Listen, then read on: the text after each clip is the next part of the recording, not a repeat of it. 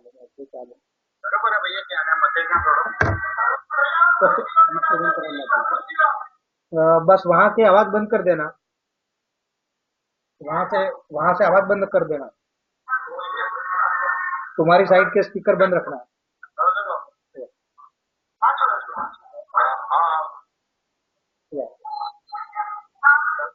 वहां आपकी आवाज बंद कर दो ना, आवाज आ रही है वहां से. ठीक है सामान्य आउटपुटिंग आने वाला ओके ठीक है. ये अभी बोलना मत, अभी रिकॉर्डिंग चालू है तो ठीक है. ठीक है. ओके.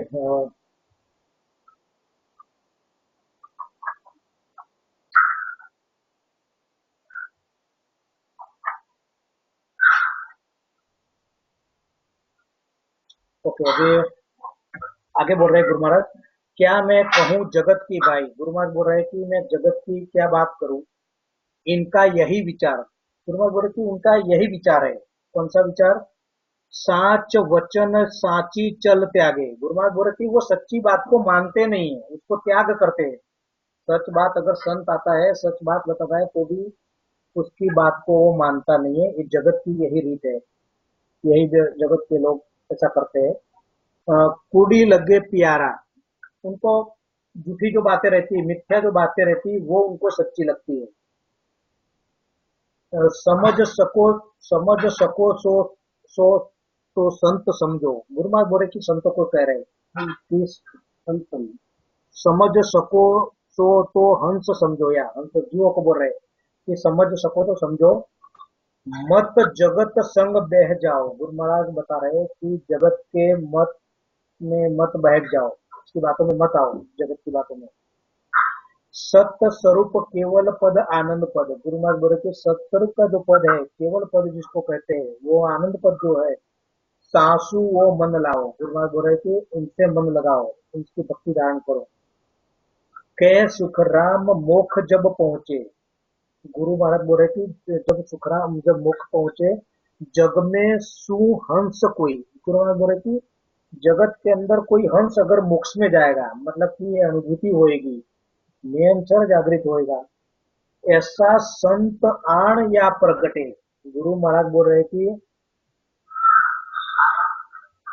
ऐसा संत आण या प्रगटे, ऐसा संत जब प्रकट होएगा, पूरा पढ़ना पड़ेगा क्योंकि अर्थ बदल जाएगा. ऐसा पूरा आगे पीछे का अलग.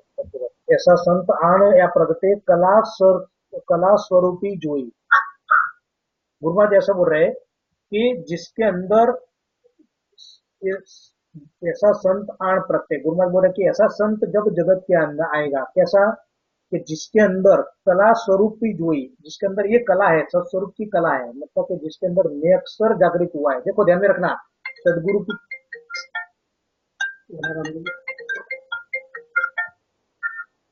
देखो ये साखी समझने लायक है, ध्यान में रखना, बहुत इंपॉर्टेंट साखी है. गुरु महाराज क्या बोल रहे हैं कि ऐसा जिसके अंदर सत्स्वरूप की कला है, इसका मतलब ये हुआ कि जिसका भजन हुआ हुआ है. नेक्सर जागृत होना, कला कला स्वरूपी मतलब क्या? कला जिसके अंदर जागृत है सत्स्वरूप की, मतलब कि नेक्सर जागृत है, मतलब कि भजन हुआ हुआ है. इसलिए सबसे पहली परीक्षा ये करना, जब भी कहीं भी आप सत्संग में जाते हैं, कहीं भी गुरु महाराज की वाणी की पढ़ी जाती है, तो सबसे पहले गुरु की परीक्षा करना. सोचना आप पूछ तो नहीं सकते, मगर उसके वचन से उसकी दूसरी परीक्षा आप हुई, वो गुरु को नहीं पूछ सकते कि तुम्हारा भजन हुआ है कि नहीं. मगर जो शिष्य वहां जो जाता है, जो सत्संगी लोग है, वो सभी में वो शब्द जागृत हो गया, हो रहा है कि नहीं, इसके पर से पता चलेगा कि गुरु के अंदर वो शब्द है कि नहीं. ये सीधी सी परीक्षा है. यहाँ गुरु महाराज ये वही बात बोल रहे, देखो कला स्वरूप ऐसा संत आण या प्रकट है. गुरु महाराज बोल रहे ऐसा संत जगत के अंदर प्रकट होगा. कौन सा? कि जिसके अंदर सत्स्वरूप की कला है. तो क्या होगा? वो बोल रहा है कि के सुखराम मोक्ष जब पहुंचे, तब वो मोक्ष में जाएगा. जग में सुहंस कोई, तो जगत के अंदर कोई हंस मोक्ष में जाएगा. देखो सिंपल बात बताई गुरु महाराज ने. गुरु की परीक्षा यही आपको करना है. यह सब चुके हुए, सूक्ष्म बात में सभी लोग चुके हुए लोग गुरु महाराज को गुरु समझ रहे, सदगुरु.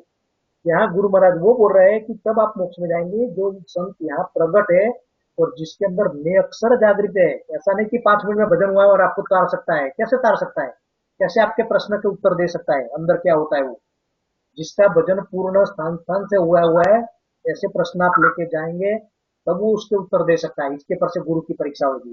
कोई बोल देगा कि मेरा 5 मिनट में भजन हुआ है, उसको आप गुरु समझते होंगे, तो आप खुद भी डूबेंगे और गुरु भी डूबा हुआ है। गुरु तो डूबा हुआ ही है, मगर आप भी डूबेंगे। वो कहीं की बात है, कोई भी हो सकता है। चाहे मेरे जैसे कोई भी क्लेम करे कि मैं गुरु बन गया, मैं भी अगर क्लेम करूं कि मैं गुरु बन गया, इससे बना नहीं जाता। क्योंकि गुरु महाराज बोल रहे कि इससे ही हंस मोक्ष में जाएगा। ये बात साथी अगर समझ में आई, बरोबर ध्यान से समझना एक चीज, क्योंकि जितनी बात साख्या मैंने पढ़ी, इसके अंदर मैंने टिक मार्क किया हुआ इंपॉर्टेंट है, बहुत मूल्यवान है, इस चीज को समझना पड़ेगा। गुरु महाराज स्पष्ट बोल रहे हैं, मोक्ष में तब जाएंगे जिसके अंदर भजन हुआ है। कला कला में फेर कहा है। अब लोग ऐसे बोलते हैं कि दीपक भैया भजन तो यहाँ भी होता है, हम भी गुरु महाराज के नाम से आते जाते स्वास्थ्य में बताते हैं। सभी के होते हैं, आपने देखा नहीं, मतलब कि क्या वो चीज नहीं है क्या। तो गुरु महाराज उसका उत्तर दे रहे हैं, आप ध्यान में रखना, वो नियंत्रण नहीं है। आपको लगता है कि ज्योत उजाला देख लिया, ध्वनि लग गई, तो आप उसको भजन समझ रहे हैं। तो गुरु महाराज आगे बता रहे हैं, देखो ध्यान में रखना वो चीज। ये फर्क है। निरंतर जिसको आपने भजन किया है, तो आपके लिए तो मुझे डाउट नहीं है, मगर आप लोगों से जुड़े, आप लोगों के साथ में मिले और आपने उसकी परीक्षा किया। आप में अपने से एक भी आदमी इस चीज से एग्री नहीं हुआ, जो लोग 5-10 साल से भजन में जाते हैं करते हैं, आप इससे एग्री नहीं हुए। क्यों? आपका भजन का अनुभव और उनका अनुभव में बहुत जमीन आसमान का फर्क आपको नजर आ रहा है। फर्क क्यों है? फर्क होना नहीं चाहिए, भक्ति एक है। आते जाते श्वास के अंदर आप नामस्मरण कर रहे हैं, दूसरी कोई विधि नहीं है, विधि एक है, सब कुछ एक है, सत्ता एक ही चल रही है, ऐसे समझ के चलो गुरु महाराज की। अब भी गुरु महाराज के शरण में मैं भी हूँ। कि दोनों का रिजल्ट में फर्क क्यों है? तो फर्क उसका कारण ये है कि गुरु महाराज जो कह रहे हैं वो अपन नहीं कर रहे हैं। तो क्या नहीं कर रहे? तो ये बात तो कोई कला कला में फेर कहा है। गुरु महाराज बोल रहे कि कला कला में फेर है। यहाँ देखो ध्यान में रखना, एक ये ज्ञानियों की बात नहीं कर रहे गुरु महाराज, अभी केवल की ही बात चल रही है। जे नर जो समझे नर नारी, गुरु महाराज बोल रहे जो जो नर नारी समझेगा वो होनकाल की कला बहुत है। अब जब तक नियंत्रण नहीं होता है जागृत, तो तब तक वो होनकाल की कला कही जाएगी। इसलिए ऐसी बात नहीं है कि वो सब गुरु महाराज होनकाल की बात करेगा। आप भी होनकाल में ही आते हैं, क्योंकि आपके अंदर अगर नियक्षर जागृत नहीं होता है, और नियक्षर क्यों नहीं होता, तो सिद्धांत से आपका काम अलग है। गुरु महाराज का जो सिद्धांत है, इसका इससे उल्टा आप कर रहे हैं। इसलिए फिर होनकाल की कला कही जाएगी, वही प्रकट होती है। फिर जब जहां नियक्षर नहीं होता है, वहां होनकाल की कला प्रकट होती है। ध्यान में रखना वो चीज। इसलिए आप ऐसे मत समझना कि गुरु महाराज सब उनके लिए बात कर रहे हैं, तो आपको भी लागू होती है। होनकाल की बात कला बहुत है, से सब तजो विचारी, गुरु महाराज कहे उसको छोड़ो।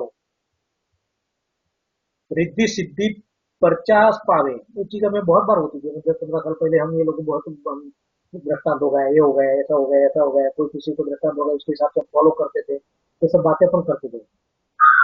ये बातें कम कर दिया, उसका कारण क्या है? यही कारण है। कौन सा? कि रिद्धि सिद्धि पर्चा बार है। वो रिद्धि सिद्धि पर्चा बताती है, चमत्कार बताती है। गुरु महाराज के दर्शन हो गए, उसके हो गए, ये हो गए, सफेद कपड़े में देख लिया, दर्शन दे दिया, सत्संग करो, ऐसा करो, अखंड भजन करो, ये सब बातें होनकाल सु हुई। गुरु महाराज बोल रहे थे ये सब होनकाल से होता है। ज्ञान ध्यान करनी सब सारी, गुरु महाराज बोल रहे थे जितने ज्ञान है, करणियां है, सब कहे मुखसु सोई, वो मुख से कहने में आता है। जितनी करणियां है, ध्यान है, बात ज्ञान की जो बातें है, वो मुख से कहने में आती है। तत्व चीर्ण निर्भय तिर होई, ब्रह्म कला सोई जानो। गुरु महाराज यहाँ जो ब्रह्म की बात कर रहे हैं, वो पार ब्रह्म की बात कर रहे हैं, नहीं के सत्स्वरूप की। कौन सी? अभी जिस शाखी में पढ़ रहा हूँ, तत्व चीर्ण, उसको तत्व भी कहा गुरु महाराज ने। पहले पार ब्रह्म की बात कर रहे हैं, पार ब्रह्म को तत्व भी कहा। तत्व चीर्ण निर्भय तिर हुआ। कई लोग जो ब्रह्म की भक्ति करते हैं, पार ब्रह्म की, वो लोग निर्भय हो जाते रहते हैं कि हमको परमात्मा मिल जाएगा, मिल गया ऐसा। जो ब्रह्म की भक्ति करते हैं, ब्रह्म कला कोई जानो, उसको ब्रह्म कला समझो, जो निर्भय हो जाते हैं। तो क्या होता है? सत्य स्वरूप की कला न्यारी। मगर गुरु महाराज बोले कि सत्स्वरूप की जो कला है, उसका जो गुण है, इस ब्रह्म की भक्ति से अलग है, उसका गुण अलग है, तो ब्रह्म की भक्ति से अलग है। कैसे? वहां जन सोज पिछाड़ो, गुरु महाराज बोले कि ऐसे संत को पहचानो जिसके अंदर सत्स्वरूप की कला है, ऐसे संत को पहचानो। तो वहां विधि बिना कोई नहीं पावे। गुरु महाराज बोलते हैं, उसकी विधि के बिना, कौन सी विधि? सत्संग की जो ज्ञान है, उसकी जो विधि है, यह उसके बिना, या विधि बिना नहीं पावे। आनंद पद को भाई, आनंद पद उसके सिवा मिलेगा नहीं। पार ब्रह्म से सभी उपजा। गुरु महाराज बोल रहे कि पार ब्रह्म, सत्स्वरूप नहीं, जहां से अपन उत्पन्न हुए, अभी सभी लोग पार ब्रह्म से आए हैं, मैंने जो पहले बताया था। इसलिए उसकी भक्ति नहीं करना है, क्योंकि वहां तो थे ही आप, वहां से आए उत्पन्न होकर, फिर से भक्ति करके वहां जाएंगे तो फिर से आना पड़ेगा, तो जन्म मरण आपका छूटा नहीं। इसलिए पार ब्रह्म की भक्ति नहीं करना है। पार ब्रह्म से किसी उत्पत्ति है, तो पार ब्रह्म से सभी उपजा। उलट मिल्या का माही, और भक्ति करके अगर फिर से उसमें अगर मिल जाएंगे तो काम नहीं बनेगा, मोक्ष नहीं होगा।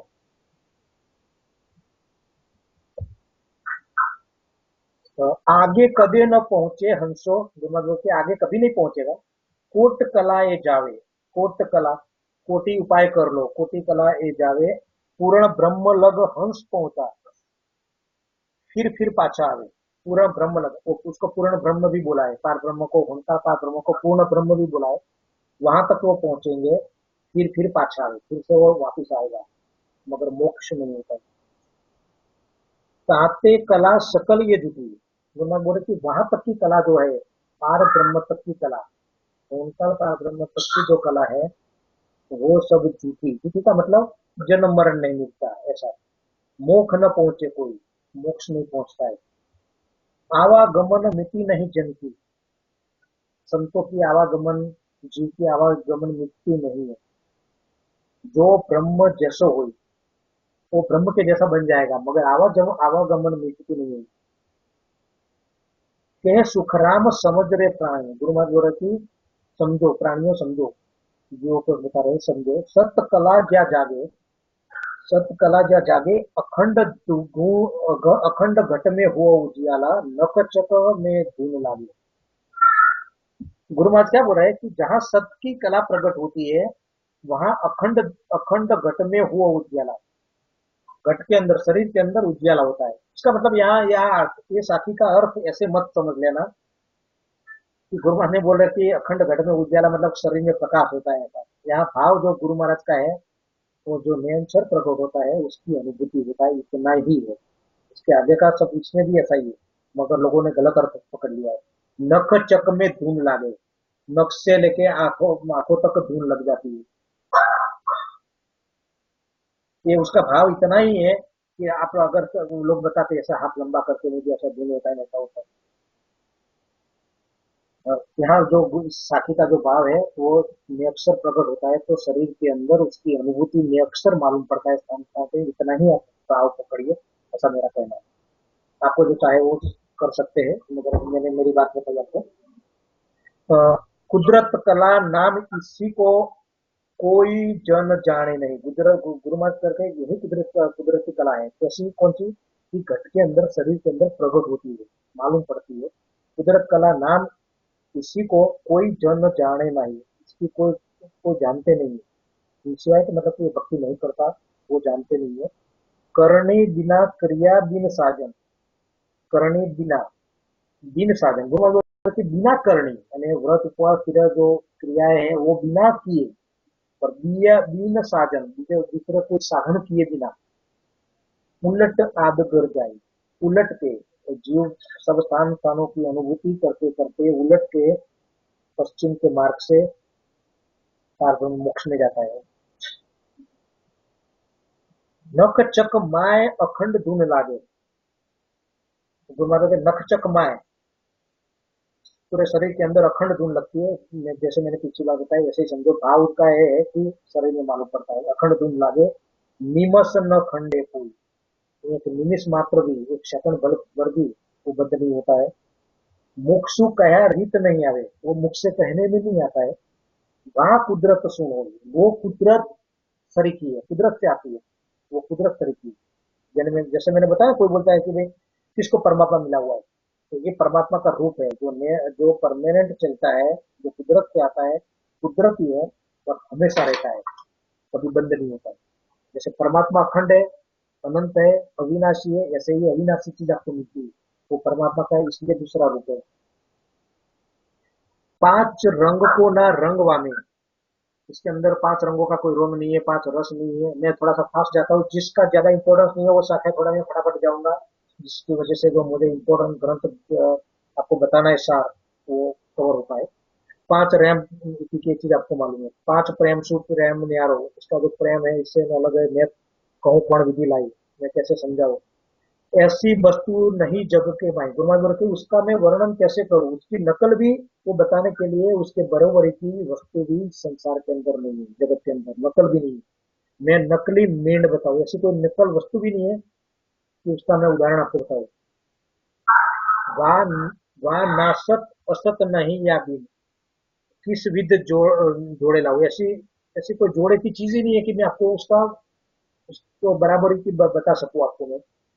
भक्ति योग साधन सब तपसा, गुरु महाराज कहते हैं कि भक्ति जो योग है, भक्ति लोग भक्ति करते हैं, योग साधना करते हैं, साजन सब तपसा, जितने भी साधन है तपस्या का, तपस्या करते हैं, सरगुण निर्गुण हो दो, ये सभी निर्गुण और सगुण के जैसा है।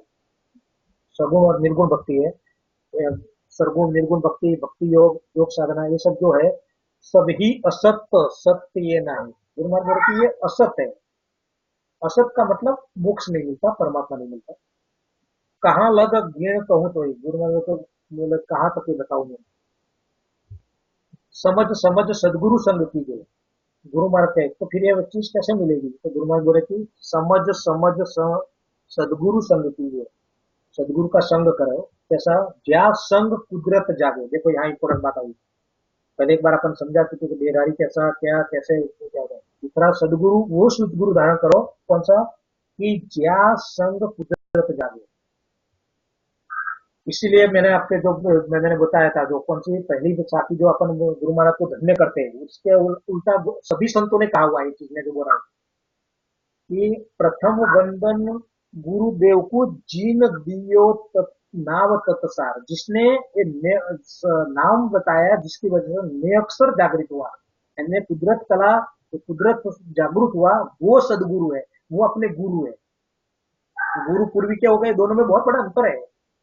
गुरु महाराज कितने भी बड़े हुए और दूसरे संत भी कितने भी बड़े क्यों न हुए, उसकी बरोबरी नहीं हो सकती है, जिसकी वजह से आपको प्रगट के रूप में वर्तमान में आपको जिस आपका जो काम होता है उसकी बरोबरी कभी नहीं कर सकते, न पूर्वी के संत। दोनों चीज अपनी अपनी जगह पे उसको धन्य बोल सकते हैं। धन्य का मतलब ऐसा नहीं है कि आपका भाव इतना बढ़ जाए, इतना बढ़ जाए कि जो मैंने आपको बताया कि गुरु का स्वभाव होता है कि जीव, जीव का स्वभाव होता है सदगुरु रहे तो भी उसके साथ में वो शरीर से है।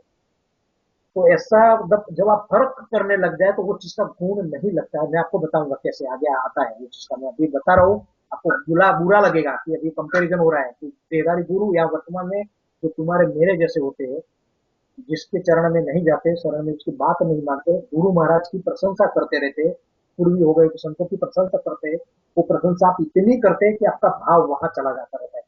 इसलिए राम स्नेही दूर से दूर भाग रहे हमसे, जानते हुए भी हम समझाना चाहते हैं, मगर उसका व्यक्तित्व बिल्कुल सिंपल है, क्योंकि जो पूर्वी संत हो गए बड़े, उनकी एक प्रतिमा बनी हुई रहती है, एक सोच बनी हुई रहती है कि वो संत बड़े थे, उसके बरोबरी के दूसरे कैसे हो सकते हैं, उन्होंने तो ग्रंथ लिख डाला है। मगर वो समझते नहीं, ग्रंथ लिखना वो सदगुरु का लक्षण नहीं होता है, अर्थ करना वो सदगुरु का लक्षण नहीं होता है। सदगुरु के लक्षण दो ही गुरु मान बोले थे, जिससे नेक्सर जागृत होता है, कुदरत कला जागृत होती है, इसको इतना ही काफी है मोक्ष में जाने के लिए। तो उसके लिए गुमान बोल रहे हैं कि जहाँ जहाँ संग कुदरत जागे, यही परीक्षा है, क्योंकि वो तो ऑटोमेटिक कोई भी नहीं कर सकता है, इसलिए वो परीक्षा कर लो आप। अगर तुमने और मैंने शब्द दे दिया किसी को और शब्द जागृत होता है तो सदगुरु है, नहीं नहीं होता तो नहीं है। मगर कोई अर्थ करता है और वाणिज्य पढ़ता है और आप अगर सदगुरु समझते होंगे तो आपकी गलत फहमी है, गुरु ज्ञान के आधार से गुरु ने कहीं भी नहीं कहा है। गुरु ने ये कहा हुआ है कि जिससे कुदरत कला जागृत होती है, वो कहने से थोड़ी बन जाते हैं। मैं कह दी कि मैं सदगुरु बन गया, कहाँ से लाएंगे सदगुरु का शब्द, कहाँ से। गुरु ने दो उदाहरण दिए हुए, जो पिछली बार सती स्त्री का उदाहरण दिया हुआ है, भाग्यवान पुरुष का उदाहरण दिया हुआ है, गर्भवती स्त्री का उदाहरण है। कोई बोलेगा कि मैं गर्भवती हूँ, मगर बच्चा कहाँ से लाएंगे, अगर गर्भवती नहीं है तो बच्चा कहाँ से लाएंगे 9 महीने के बाद। सिर्फ बात ऐसी है, कोई बोल बोल देंगे मैं सदगुरु हूँ, सदगुरु। तो और दूसरी बात और भी है, सदगुरु अगर है, गुण है, तो कहने में भी क्या प्रॉब्लम है?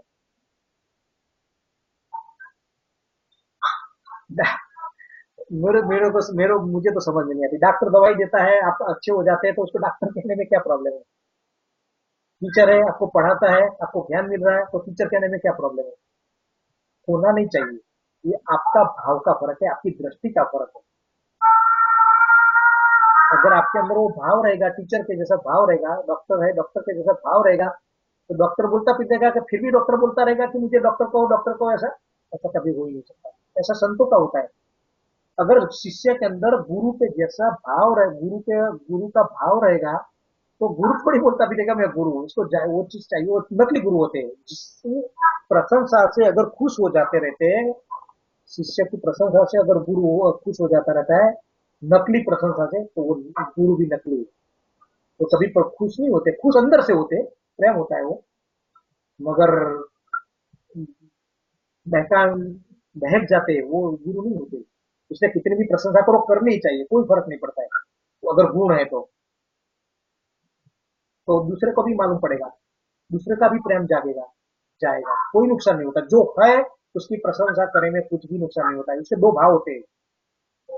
दुनिया को दिखेगा कि आप लोग देखो कैसे, अगर किसी ने मेरी प्रशंसा कर दी या तो कुछ भी है, वाह वाह करेंगे, तो दुनिया वाले को, जो मुझे पहचानते नहीं है, आपको नहीं पहचानते, उनकी नजर से वो देखेगा, तो उनको थोड़ा लगेगा कि वो गुरु की बहुत महिमा करे, पाँव पड़ रहे, देखने दो, उसका उसका काम है, उसकी तो वो तो गिनान में है ही नहीं। ऐसा होता है। मैंने अभी आपको एग्जांपल दिया कि कितने भी संत है जेल के अंदर है, फिर भी उसके जो भगत होते रहे, उसकी श्रद्धा में कोई फर्क नहीं है। देखो, ये फर्क होता है। ये तो हो गई वो चीज, उसमें वो गुण नहीं है, फिर भी श्रद्धा है। तो फिर उससे उल्टा आप भी कर सकते हैं ना। आपको तो मालूम है ये चीज उसमें है, फिर आप वो चीज को क्यों धारण नहीं कर सकते? आपके गुरु की प्रशंसा क्यों नहीं कर सकते? करना चाहिए।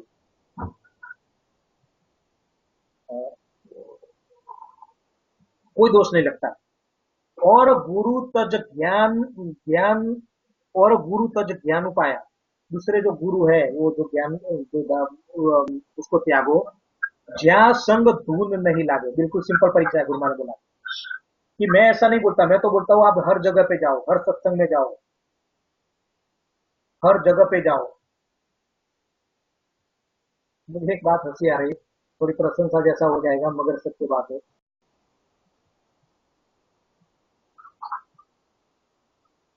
अनिल भैया इस ज्ञान में आए, उसे लेना नहीं है, मगर ये सीधा सा गणित है कि अगर कहीं भी जाओ, सीधा सा वो जो बोले वैसा करके बताओ, सुमिरन करो, भजन करो, गुरु महाराज को समर्पित, पूरा समर्पण कर दो, पूरा पूरा मन समर्पित हो जाओ और सुमिरन करो। और नहीं होता है तो फिर गुरु महाराज जैसे कह रहे हैं कि जहां सब धुन नहीं लागे, फिर बदल डालो, दूसरी जगह पे जाओ, देखो, करो। सिंपल है। गुरु महाराज को पहले निज मन दो, भजन करो, सुमिरन करो, क्यों नहीं होता? दूसरे तीसरे चौथे दिन गुरु महाराज का तो पावर जबरदस्त है, तो दूसरे चौथे पांचवें दिन ही हो जाना चाहिए। अगर अखंड भजन करते, ये करते, घंटा करते, आधा घंटा करते, तो सिंपल है बात का, तो घूम लगना ही चाहिए अगर सत्ता चालू होती। मगर क्यों नहीं? तो उसका मतलब कि कुछ ना कुछ कारण है, सिंपल है। तो क्यों संसार राज, पर फिर आप हर रोज सत्संग में जा पाते हैं, सुमिरन कर पाते हैं, इससे ज्यादा प्रेम की जरूरत नहीं है। आपको लगता होगा कि अपने दोष है, अगर गुरु आपको बोलता होगा कि आपके मन के अंदर कसर है, वो गलत है, बिल्कुल गलत है। जिसको ज्ञान समझा है, सत्संग में जाता है फिर और सुमिरन करता है, इससे उल्टा हम लोग देख रहे हैं कि जिसको गुरु महाराज का के बारे में पता ही नहीं है, वाणी जी के मालूम में पातू ने पूरा भ्रम भी नहीं निकाले, फिर भी उसका भजन हो जाता रहता है, तो ये तो उल्टा है। तो वो जो हर रोज जाता है उसमें ज्यादा गुण है, फिर भी भजन नहीं हो रहा है। और गुरु लोग उसकी कसर निकालते हैं, बोले तेरे में मन नहीं होगा, मतलब कि निज मन तुम देता नहीं होगा, कि ऐसा नहीं हो जाएगा, ऐसा। तो ये सब बातें बकवास की बातें हैं, मुझे नहीं लगता गुरु ज्ञान के आधार से। जीव संसार राज कर उधम, बहुत अच्छी बात अभी आ रही है। गुरु महाराज धीरे धीरे अच्छी बातें आ रही है, ध्यान में रखना, तब एकाग्र हो जाना। के सुखराम हंस करणी कर। गुरु महाराज बोले कि जो करणी करते हैं, आनंद पद नहीं पावे। जो करनी करते उसको आनंद पद नहीं मिलता है। क्यों नहीं मिलता है? बहुत बड़ी बात गुरु महाराज कह रहे हैं। जो संसार राज कर उदम, गुरु महाराज बोल रहे कि संसार के अंदर जो राज करते हैं, जो उद्यम करते हैं, मेहनत करते हैं, कंठ वेद किम गावे। जो राजा लोग जो संसार के अंदर जो आप उद्यम करते हैं, राज करते हैं, वो उसको कंठ का वेदों का ज्ञान कैसे कंठस्थ होगा? क्योंकि दो क्रियाएं अलग अलग है। टाइम कैसे मिलेगा, कैसे होएगा दो चीज? आप आपके कार्य में पड़े हुए हैं, आगे पढ़ते तब आपको थोड़ा सा समझ में आएगा। शब्द क्योंकि शब्द ऐसे है गुरु माने, क्योंकि मुझे भी ये जच नहीं रहती बात कि क्योंकि अगर काम करना और कंठस्थ करना क्या उसका मतलब है, मुझे ठीक नहीं लगता था। तो मगर गुरु ने लिखा हुआ है और आगे का पढ़ेंगे, जितना उसमें से भाव निकलेगा इतना ही अपन समझेंगे। मुझे साधारण एकदम पढ़े हुए पढ़े लिखे आदमी को ये बात नहीं कही जाती कैसे कि भाई राज करना, काम करना और कंठस्थ नहीं होना कैसे हो सकता है? हो सकता है, मगर क्यों नहीं हो सकता है उसका कारण देखते हैं अभी। बहुत समझने की बात है। हृदय ज्ञान कौन विधि दसे, गुरु महाराज बोले क्या, हृदय के अंदर वो ज्ञान कैसे आएगा? कौन सा? जो काम धंधा कर रहा है उसको वेद शास्त्र कैसे कंठस्थ हो जाए उसकी बात कर रहे हैं। वो कैसे होएगा? दया करे कि कोई, मैंने अभी आपको बहुत बार बताया, देखो उसका सही जवाब अभी मिल रहा है नेक्स्ट साखी में। पहली साखी में अपने अपन कंफ्यूज होते हैं कि भाई कोई भी कंठस्थ कर सकता है, काम करते भी कंठस्थ हो सकता है, मगर कंठ क्यों नहीं होता है कंठस्थ, उसका कारण अब गुरु महाराज बता रहे हैं। बहुत इंपॉर्टेंट है, मैंने पहली बार पढ़ा था, बहुत अच्छा लगा मुझे। क्योंकि यही प्रश्न मुझे अनिल भैया ने कुछ महीने पहले पूछा था। काफी संतों के पहुंचे हुए सत्संग रामदेव के कांटेक्ट में मैं था, तो कभी कभी बातें कोई इधर खींचता कोई उधर खींचता, तो मुझे अनिल भैया ने बताया, प्रश्न पूछा था कि भाई उसको कैसे उसको समझाओ, आप ऐसे करो उसको, ये बात बताओ, काफी लोग समझना चाहे तो बहुत से प्रश्न है। तो मैंने उनको मना किया, यही उत्तर मैंने यही दिया था, मगर दूसरे तरीके से बात की। मैंने बोला था कि भाई बात नहीं बनती है, ज्ञानियों को बात समझाई नहीं जाएगी। जिसको वाणी जी का ज्ञान मुखपाठ है, कंठस्थ है, अर्थ समझ पाते हैं, उनको ये बात समझाना कठिन है, काम नहीं बनता है। क्यों नहीं बनता है? तो गुरुमा ने बहुत बढ़िया उत्तर दिया है। सेम जवाब मैंने दिया था मगर अलग तरीके से गुरुमा ने अच्छे से सिंपल भाषा में समझाया है। हृदय ज्ञान कौन विद बसे, उनके अंदर जो काम धंधा करते हैं और कंठस्थ नहीं होता, उनके अंदर वो ज्ञान कैसे आएगा, कैसे हृदय ध्यान में धारण करेगा? दया करे कि कोई कौन दया करेगा? उनके अंदर जो दो काम कर रहे हैं उसके अंदर दया कौन करेगा? तो क्यों नहीं करेगा? और देखते हैं आगे पूरा पसाके पढ़ेंगे सुनो। जीव उद्यम यू सभी करनी, जैसे जैसे उद्यम करते हैं, मेहनत करते हैं, काम धंधा करते हैं, वैसे ये करनी है, करणियां जो करते हैं, या वास सत्य न हुई, ये करणियां, ये जो सत्य नहीं है, इससे सत्य प्रकट नहीं होता है, सत्य वस्तु नहीं मिलती है। कैसे? क्यों? तो उद्यम माए पांचू सुख सारा, गुरु महाराज बोले कि जब मेहनत करेंगे तो पांच इंद्रियों के सुख मिलते हैं, शरीर का सुख मिलता है। नाना विध का पावे, अलग अलग प्रकार के, नाना विध का मतलब कि अलग अलग प्रकार के सुख मिलते हैं। करामात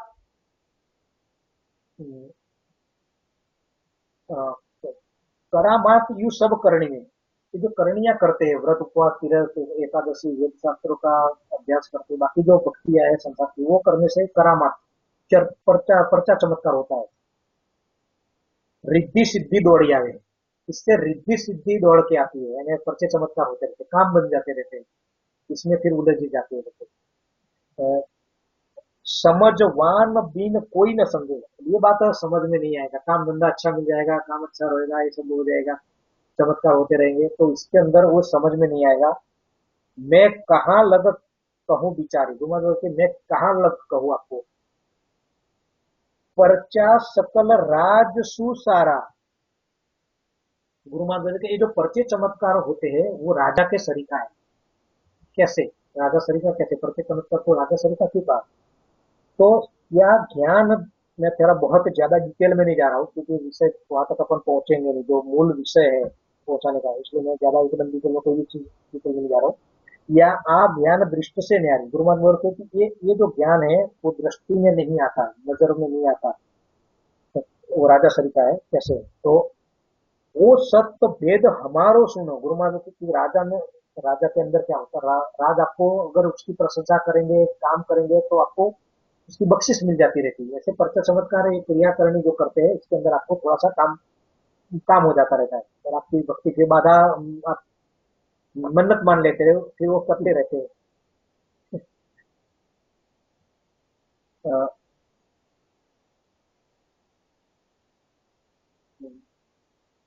वो क्या बोल रहे हैं, ज्ञान दृष्टि से हमारी, वो सत्य वेद हमारो सुनो आनंद लोक को जावे।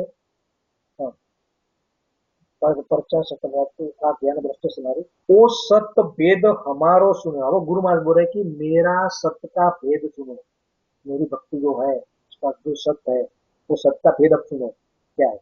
आनंद लोक को जावे, वो आनंद लोक में जाता है। वो सत्य का भेद कैसा है, तो गुरु महाराज, सत्य स्वरूप की कला प्रकटे सो सत्य शब्द कहावे। देखो अब सत्य शब्द किसको कहते हैं, तो सत्य स्वरूप की जहां जो कला प्रकट होती है, जो मेन अक्षर जिसको बोलते हैं, जो प्रकट होता है, उसको ही सत्य शब्द गुरु मान्य का है। सो सत्य शब्द का है, उसको सत्य शब्द कहते हैं। मतलब कि मेन अक्षर को ही गुरु सत्य शब्द कह रहे हैं, जो प्रकट होता है। सत्य स्वरूप की कला प्रकट है। नख चक सोज अगम कूड़े। देखो गुरु महाराज की ये इसकी परिस्थिति अब बताई मैंने जो पहले अर्थ किया था। कोढ़क चक यानी पूरे शरीर में सोच यानी ढूंढता है, खोज करता है।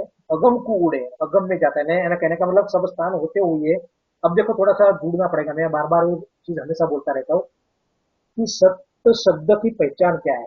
तो एक मैंने लक्षण पिछले सत्संग में भी बताया था कि सत्य शब्द हमेशा एक स्थान से दूसरे स्थान जाएगा, फिर जाने का दूसरा रास्ता नहीं है, दूसरे से तीसरा खुलेगा, तीसरे से चौथा, दूसरा कोई बाय साइड कोई रोड नहीं है कि इधर से उधर चढ़ जाएगा बार।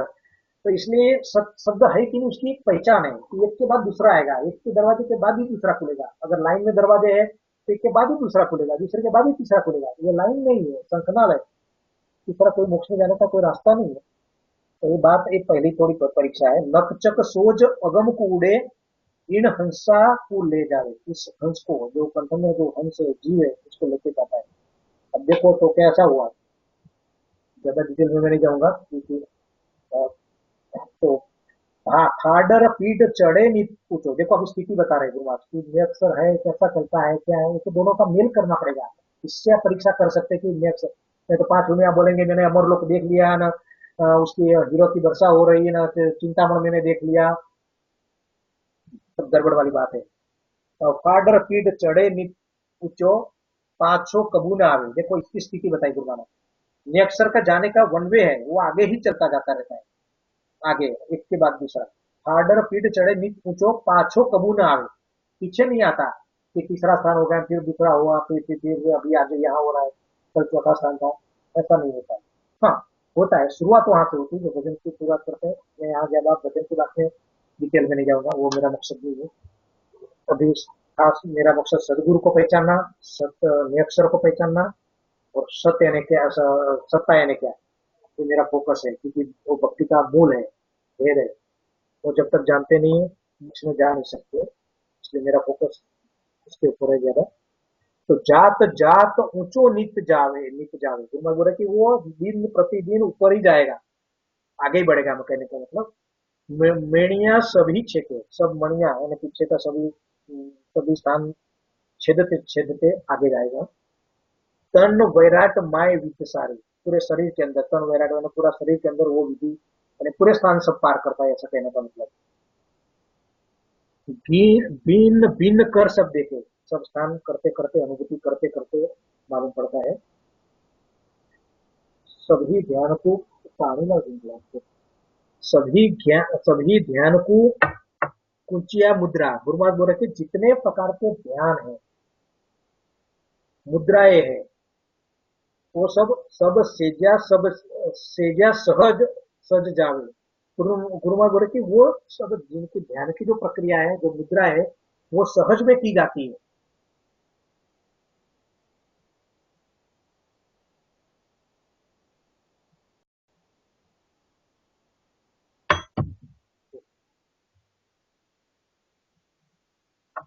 जोग भगत निर्गुण सो सगुण। गुरुमर होते गुरुमर बोले कि जो योग साधना जो है वो भक्ति निर्गुण सो सगुण, सगुण भोग जगत भो योग भगत निर्गुण सो सगुण, वो सगुण निर्गुण भक्ति है।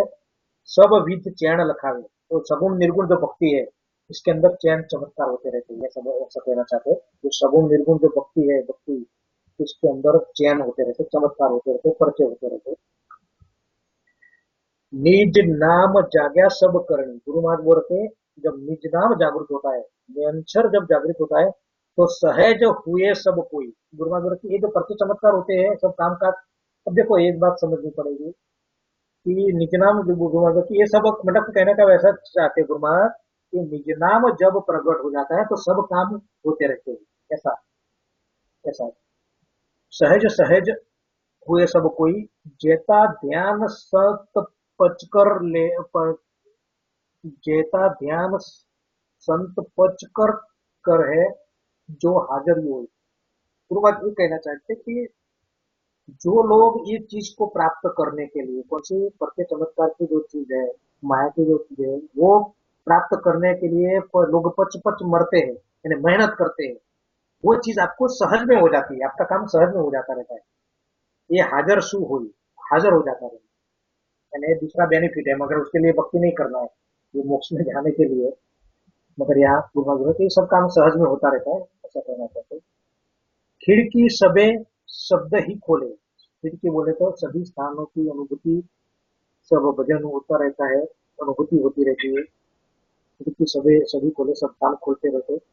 मन साजन कछु नाई, मन साजन, मन के बस में कुछ भी नहीं है।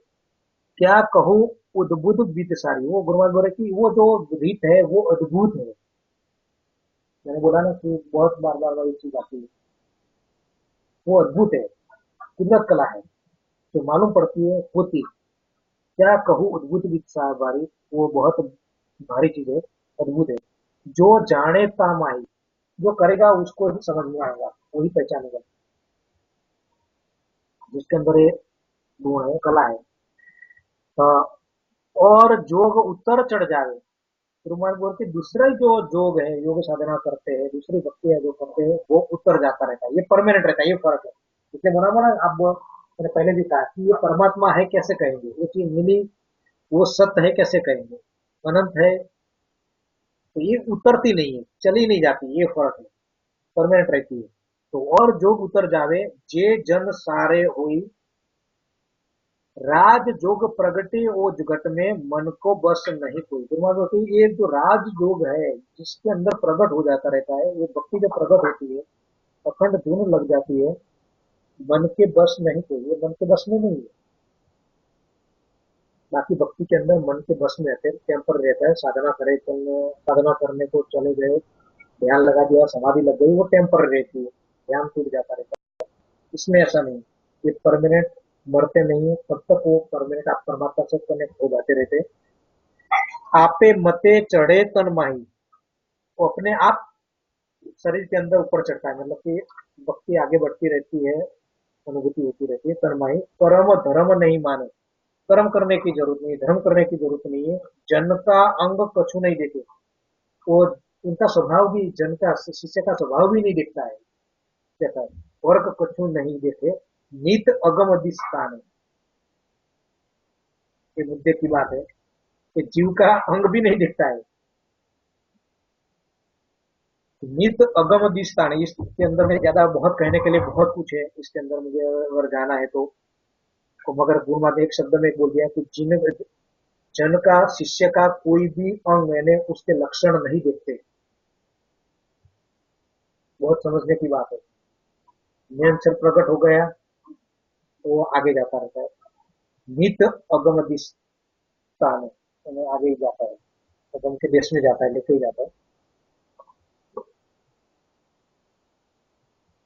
जोग भोग का कारण नहीं, गुरु महाराज बोले कि योग, जोग भोग और काम क्या कर रहे हैं, जोग क्या कर रहे हैं, कुछ साधना कर रहे हैं, भोग जोग का कारण नहीं। यहाँ मतलब कि जब नियंत्रण जागृत होता है उसकी बात कर रहे हैं महाराज। ना रहनी को का, रहनी को भाई कैसे रह रहा है, कैसा है, क्या काम धंधा करता है, इससे कोई मतलब नहीं है। ये जन तजो शब्द कुछ आवे, गुरु महाराज बोले थे, जो जन तजो शब्द कुछ आवे, कोई पद बिरचे नहीं। गुरु महाराज को ऐसा बोल रहे कि अगर वो ये पद को, जिसकी मतलब कि जिसके अंदर मेन जागृत हो गया, वो इस पद को त्यजना भी चाहेगा, छोड़ना भी चाहेगा, तो भी वो छूटेगा नहीं, क्योंकि वो तो अनुभूति है। आपको एक चीज मालूम पड़ गई कि ऐसी चीज आपने पाई है, तो छूट नहीं सकती है।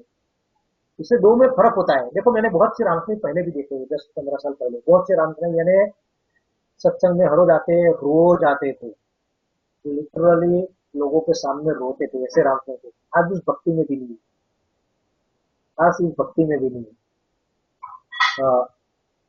उसका कारण क्या है? कारण दो ही हो सकते हैं। एक चीज, ये चीज उसको रियल में और उस टाइम में ऐसा समझाया जाता कि उसकी भक्ति हो गई, वो भी समझता, उसको लक्षण होते थे, सब कुछ होते थे। अगर हो जाता था तो वो छूट क्यों गया, दूसरी भक्ति में क्यों चला गया, आज वो भक्ति में आता ही नहीं। तो कारण क्या है? कारण एक ही हो सकता है, उसको जो चीज मिली वो सत्य थी नहीं, सत्य नहीं थी, इसलिए जहां वो गया उससे भारी चीज उसको मिल गई। आज मुझे समझाता है, अच्छा है, मगर मेरे से बहुत बहुत प्रेम भी है, मेरे पर बहुत श्रद्धा रखता है, आज भी मानता है। और आज मैंने मतलब कि महीने पहले मेरे व्हाट्सएप पे भी और फेसबुक पे भी ज्वाइन हुआ। अ, बात भी करता है, सब कुछ है, और मेरे पर ही पर श्रद्धा रखता है। चाहे वो भक्ति में जाता हो ना जाता हो, मगर उसको इतना पक्का है कि मैं कह रहा हूँ वो सत्य है, इतना तक वो समझता है। कहने का मतलब ये ऐसा है कि मगर ऐसा हुआ क्यों? उसके अंदर कोई चीज है, उसको एक चीज मिली नहीं होंगी, नहीं मिली थी, इसलिए उसको दूसरा जहां जहां उसको दूसरी चीज मिली। अगर पहली चीज अगर मिली थी, उसकी परीक्षा करने में अगर सही गुरु रहता था, अगर सही चीज थी, तो अभी जो गुरु थे वो बात होती थी कौन सी, कि कहा गया, जो चंद तजको शब्द को चाहे तजो, छोड़ना भी चाहेगा तो पद बिरचे नहीं, तो भी वो बदलेगा नहीं, तो भी वो जाएगा ही जाएगा अनुभूति, क्योंकि उसको अनुभूति मालूम है। आपने जिस चीज आपने खाया, मालूम है कि कड़ुआ है, फिर अगर कोई बोल देगा कि ये मीठा है, कैसे आप बदल सकते हो? क्योंकि वो तो आपने खुद ने अनुभव लिया। ये भक्ति भी अनुभव की है, ये सिर्फ ज्ञान के आधारित नहीं है। शब्दों में कह दो, वो जो ज्ञान के आधारित है वो बदलते रहते हैं, ध्यान में रखना है। उसको इतनी ये परीक्षा है, सिंपल भटकता रहता है तो समझ लेना उसको मिला नहीं, पर मिला है वो भटकता नहीं रहता है, क्योंकि वो दो चीज है। क्योंकि मैंने जो बताया वो उसने जाना नहीं है, माना है, श्रद्धा है, भटकता रहता है, सुनता रहता है, जहां अर्थ लगता है वो मान लेता रहता है, सही बात इधर उधर गणित लगाता रहता है, तर्क करता रहता है। तो ये बातें होती है। तो ही पद बिरचे ना है, तो भी वो बदलेगा नहीं। जीव नर आप हाथ लग पासी, हाथ लग फांसी, लेर जुरे कहूं कोई, पीछे कबू खोलने लागे तो वहां भरम नरम न हुई, वहां फांसी के बदले फांसी। हाँ, सो गुरु महाराज बोल रहे थे, देखो उदाहरण दे रहे गुरु महाराज, कि अगर जैसे कोई आदमी गला फांसा खा लेता है खुद, तो और पीछे छोड़ने का चाहेगा, पीछे अगर छुड़ाना भी चाहेगा तो कैसे छूटेगा? नहीं छोड़ सकता, वो लटक जाएगा। अगर फांसा लगे झाड़ के अगर लटक जाएगा तो खुद नहीं खोल सकता है, कठिन है वो बात। तो पीछे कबू खोलेंगे, खोलने लगे तो वहां नरम न हो, गला फांसा तो नरम नहीं होगा, ये गले फांसे जैसा, क्योंकि परमात्मा आ गया, वो जाएगा नहीं, मिल गया, पीछे जाने का उसका रास्ता नहीं। तो देखो, ऐसे सत्य शब्द वो कहिए, गुरु महाराज जी बोल रहे हैं, देखो सत्य शब्द उसको कहते हैं कि उसका लक्षण है गुरु महाराज जी, वो चला नहीं जाता। इसलिए मैं हमेशा बोलता हूँ कि भाई तुमको ये अनुभूति हुई क्या, पहले हुई थी, तो वो जाता ही नहीं है, वो रहेगा। और कई लोग बोलते हैं कि भाई तुम सो रहे, ट्रेन में जा रहे, नींद आ गई, अरे ये भजन जब सुमिरन, ये तो बात मुझे जैसी है, जब सुमिरन कर रहे तो जागरूक और चेतन अवस्था के अंदर करते रहे, सो थोड़ी रहे। तो समझने वाला तो जीव ही है, जब साधना करते हैं तो जीव ही समझता है, शरीर को ही समझता रहता है, मन को ही समझता रहता है। फिर सोने का प्रश्न ही कहाँ होता है? अनुभूति जो होती है आपको जागरूक अवस्था में होती है, चेतन अवस्था में होती है। जागरूक बोले तो चेतन अवस्था में जब ध्यान कर रहे हैं, तो कैसे नहीं समझेगा जो अंदर चीज आई। अभी आप ध्यान समझ में रहेगा, गले में खांसी आई, तीखा खाया, मीठा खाया, पानी पिया, जो भी क्रिया करेंगे, जीव को समझता ही है, पानी तीखा था, मिर्ची खा लो, कैसे नहीं समझता? वैसे जब सुमिरन कर रहे हैं, कोई चीज अंदर से जाती तो अक्सर तो अनुभूति का विषय है, शरीर में अनुभूति होती है, वो कैसे नहीं समझेगा? नहीं समझेगा, उसका मतलब हुआ ही नहीं है, वो चीज आई नहीं, सीधा सा गणित है, कोई मैच नहीं होता है। इसलिए सीधी सी परीक्षा है। अगर जिसका वो चीज अंदर मालूम नहीं पड़ी है, तो उसको फिर से सोचना पड़ेगा, ऐसे सदगुरु की शरण में जाना पड़ेगा। वो कहीं भी वो ढूंढ सकता है, ढूंढना काम उसका है, परीक्षा करना उसका काम है, श्रद्धा रखना उसका काम है। गुरु महाराज सिर्फ यहाँ बता रहे हैं। और क्या बोल रहे, ऐसे शब्द वो कहिए, अंग को कारण नहीं, गुरु महाराज बोल रहे थे उसका स्वभाव का कोई कारण नहीं है। सत्य शब्द यशो सत्य शब्द कहिए, नरम नहीं होता है। अंग का कोई कारण नहीं कि प्रकट हो गया तो उसका लक्षण का मतलब कि स्वभाव से कोई फर्क नहीं पड़ेगा। वो तो हंस लेर व जासी, एक बार प्रकट हो गया वो तो हंस को लेके ही जाएगा। पूर्ण पद पद्म के माही। देखो और अटके नहीं बीचे, बीचे किस हुए। गुरु महाराज बोल रहे थे ये अटकने वाला नहीं है, वो जाएगा ही, मगर सुमिरन को करना पड़ेगा। अगर सुमिरन छोड़ दिया तो बात अलग है, मगर प्रकट जो चीज हो गई वो शरीर में रहेगी जब तक। अगर बचे जैसे अभी मैंने अभी बात बताई, भाई गुजरात से आए हुए, दूर से आए हुए अहमदाबाद में, उसका वजन काफी 3-4 महीने से मेरुदंड पे पड़ा हुआ है, मगर वो कबूल करता है कि मेरे से वजन नहीं होता। उसके घर में के अंदर प्रॉब्लम आ गए, घर वो प्रॉब्लम है, जो भी है, मतलब उसको मालूम है वो चीज। नहीं तो इतना प्रश्न यहाँ खड़ा होता है कि जिसकी कोई पहचान नहीं है, इतना दूर वहां से यहाँ कैसे आया, फिर आ नहीं पाता था, झूठा आदमी आ नहीं पाता था। ये थोड़ा सा उसका थोड़ा मैच करना पड़ेगा। भाड़ा खर्चा करके इतना दूर से यहाँ किया है, तो बात में दम है। ऐसा तो प्रेम रहेगा तब आता है, कृपा होती है गुरु महाराज की, परमात्मा की, तब आता है। उसको मिली होंगी तब उसको वो आया होगा, नहीं तो पास वाला भी नहीं आता है। एक बात मुझे याद आ गई राजू भाई के बारे में। सत्संग बहुत सी जगह पे होती रहती है। अपने जो मित्र संबंधी लोग राजू भाई की प्रशंसा में क्यों कर रहा है, कारण क्या है कि बहुत मैंने बहुत सी सत्संग देखी है, मेरा अनुभव भी कारण वैसा ही, सोच भी ऐसी है। जब सत्संगत होती है कि कोई भी आदमी सत्संग करता है तो अपने संबंधी लोग आते रहते हैं, संबंध शर्म के मारे भी आते रहते हैं, संबंधी लोग तो आते हैं। दूसरे संत लोग भी सब मतलब कि भगत लोग भी आते हैं, सत्संगी लोग भी आते रहते हैं, अगर नजदीक रहा तो। दूसरा कारण होता है। और तीसरा कारण भी ये भी होता है, जहाँ हमेशा उसका संबंध होता है, जाता आता रहता है सत्संग में, तो फिर बड़ी संगत रही नहीं गया तो लोग क्या कहेंगे, क्या सोचेंगे। दूसरा खुद का कुछ न कुछ, मैं ऐसा नहीं रहता सभी लोग ऐसे रहते हैं, मगर काफी तक कुछ न कुछ, कोई न कोई स्वार्थ कुछ न कुछ होता रहता है, कहने में नहीं आता। ये 3-4 कारण की वजह से कोई भी सत्संगी को सहज सत्संग में जाना सहज होता है। मगर आज की बात जो है वो बहुत निराली है। मैं राजू भाई की प्रशंसा इसलिए कर रहा हूँ कि जितने राम स्नेही 17-18 लोग जितने जलगांव से आए हुए हैं, जिसके पास टाइम नहीं होता है, वो इसलिए आए हैं कि एक उनकी राजू भाई के प्रति वो एक ऐसे संत है, ऐसे भगत है, ऐसे संत है, जिसका प्रभाव है, जिसका गुण के कारण आए हुए। ये दोनों में फर्क है, दोनों में अंतर है। तो उसका गुण देख के आए हुए, आदमी की पहचान करके आए हुए, ऐसा नहीं कि संबंध के बारे आए हुए। ये बहुत निराली बात है। ये मेरे शब्दों में मैंने वर्णन किया हुआ है, क्योंकि राजू भाई तो मेरा तो फोन से बात होती है। रियल में तो आप जानते हैं वो कैसा चलते हैं, कैसा फिरते हैं, उनका स्वभाव कैसा है, रहन सहन कैसा है, कितना स्वार्थी है, कितना निर्मल है। ये बात मेरे से ज्यादा आप जानते हैं। मुझे नहीं लगता है कि मैं शायद गलत बोल रहा हूँ, इसलिए राजू भाई को धन्य है। आखिरी साथी, मैं जो जहां तक मुझे लेना था, अटके नहीं बीचे किस किस हुए, ना कोई आड़ो आवे, उसके आड़े भी कोई नहीं आता है। मेन सब प्रकट हो गया, आड़े में से वो नहीं करेगा तो नहीं जाएगा आगे, मगर कोई आड़े नहीं आता है। माया ब्रह्म सकल ही दूजे, गुरु महाराज बोल रहे थे, देखो बहुत समझने की बात है। गुरु महाराज बोल रहे कि माया और ब्रह्म वो भी इससे डरते हैं। सब कोई दर्शन चाहे, सब उसके दर्शन चाहते हैं। यहाँ मुझे, यहाँ मैं थोड़ा सा अभी, ये 66 नंबर की साखी है, 66 नंबर तक मैंने पढ़ा। उसके अंदर देखो पूरा देखेंगे तो क्या पूरा ग्रंथ में क्या था अभी तक के 66 शाखा के अंदर। दो बातें गुरु महाराज ने बताई जो नए जीव के लिए उपयोगी है, कि माया ब्रह्म की भक्ति, दूसरी भक्तियां और इस भक्ति में क्या फर्क है, कैसे मिलता है, कैसे नहीं मिलता है। उस ब्रह्म में दोनों का डिफरेंस बताया कि भक्ति कैसी है, उसको क्या बोलते हैं।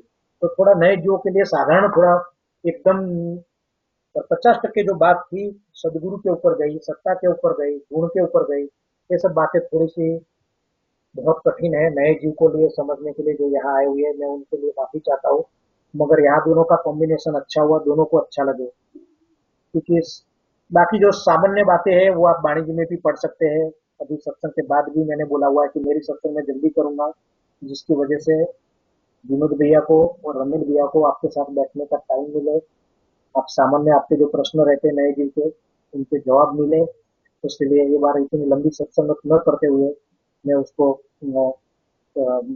शॉर्ट में लेना चाहूंगा। अब जो तीन चार प्रश्न बड़े बड़े बड़े लोग जो रामस्नेही है, जो हमारे हमेशा हमेशा थोड़ा सा कुछ न कुछ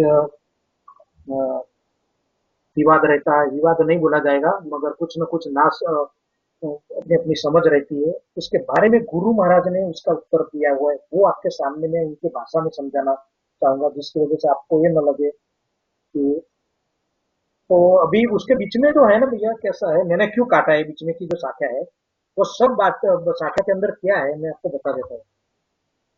अब कहाँ तक गुरु महाराज लेके गए कि शब्द जागृत हुआ। तो जागृत होने के बाद क्या क्या होता रहता है, कैसे कैसे स्थान पार करता है, वो चीज है। जैसे मैंने बता खास करके मैं बता देता हूँ, तो जैसे गुरु महाराज ने बोला कि त्रिकुटी महल में जाता है तो ध्यान खुलता है, इड़ा पिंगड़ा जागृत होती है, उलटा बिगड़ जाए। कहने का मतलब तमाशा माया स्वरूपी, मतलब कि सब भजन की बातें है। अब भजन की बात तो बाद में आती है, नए अक्षर जागृत हो जाए, सदगुरु मिल जाए, सत्ता क्या चीज है, ये तीनों बात अगर समझ ले तो वो तो चीज मिलने वाली है, इसलिए मैं उसका वर्णन नहीं कर रहा हूँ क्योंकि वो अनुभूति का विषय है। मुझे पहले सब जीवों को जागृत करना है, सच्चाई बताना है, इस ज्ञान में लाना है, जोड़ना है, वो मेरा टारगेट है। तो इसलिए मैं इस बात को मैं बीच में छोड़ रहा हूँ। मैं तो आप ऐसा मत समझना कि भैया ने इतनी बीच में की बातें क्यों छोड़ दी। और मैं तो यही प्रीफर करता हूँ कि पूरी बात, पूरी एक ही बात में पूरी ग्रंथ को समझाया जाए, जिसकी वजह से आपको मौका न मिले कि मैंने कोई बात को टाल दी और कुछ भी अर्थ कर दिया। पूरे आप पूरे उस चीज से जुड़े रहे, पूरा अर्थ निकाल पाए। मगर टाइम के अभाव की वजह से ये मैं बहुत बड़ा ग्रंथ है, 200-300 शाखा है। अभी मैं जो ले रहा हूँ 167 से लेके 167 तक के बीच में की शाखा मैं छोड़ रहा हूँ, जिसका मैंने बिल्कुल पढ़ लिया हुआ है। मतलब कि वो ज्यादा इंपॉर्टेंस नहीं है, इंपॉर्टेंस है, वो अंदर क्या होता है उसकी बातें है, इसलिए आपके लिए ज्यादा महत्वपूर्ण नहीं है। अब महत्वपूर्ण थोड़ी सी बातें ऐसा है कि कुछ राम स्नेही इसके अंदर है, कुछ ज्ञानी है, वाणी जी का ध्यान मुक्पाट हो जाता रहता, फिर वो मानते नहीं रहते, समझते नहीं रहते। और कभी बार बोला भी जाता है मुझे, भैया उनको समझाओ कि जाने दो, ऐसी बातें रहती है। तो क्यों नहीं समझाना चाहिए, क्यों समझाना चाहिए, ये सब बातें गुरु महाराज ने इसके अंदर लिखा हुआ है। वो मैं 10 शाखा करने ले लूंगा। और उसके बाद में एक पद बहुत कल मैंने रात को पढ़ा, मुझे अच्छा लगा, वो पद में लूंगा और आपका टाइम बरोबर ढंग से हो जाएगा पूरा। अब तो इनफ चर्चा करने का, खाना खाने का और गाड़ी पकड़ने का, तीनों का आपको अच्छे से एडजस्टमेंट हो जाएगा। मैं सीधा ले रहा हूँ आपको 167 167 की साखी, 166 की से मैं स्टार्ट कर रहा हूँ। क्योंकि अभी ये बात अपन कर रहे थे मेहर की, सदगुरु मिल गए, मेहर कैसे होती है, सत्ता क्या चीज है, वो चीज से चल रहा है, तो उससे रिलेटेड ही अपन बात आगे बढ़ रहे हैं, वही ग्रंथ है इसकी। और साथ है मेहर बिना यू नहीं पहुंचे। देखो आगे थोड़ा सा पीछे अपन गए तो देहदारी की बात गुरु महाराज ने बता दी, सत्ता यहाँ प्रकट, संत यहाँ आते जीवंत, वो स्पष्ट रूप से पिछली सत्संग में मैंने तीनों ग्रंथ महत्वपूर्ण ले लिए थे, सदगुरु की परीक्षा, सत्ता और सत्यरूप ने अक्षर निजना। कोई भी चीज बाकी नहीं बची हुई, कोई भी भ्रम नहीं बचा हुआ है, कोई भी शब्द मन से जुड़ा हुआ नहीं है। फिर भी अगर समझ में नहीं आता तो मानो मालिक की कृपा समझो, आपके ऊपर कृपा नहीं है।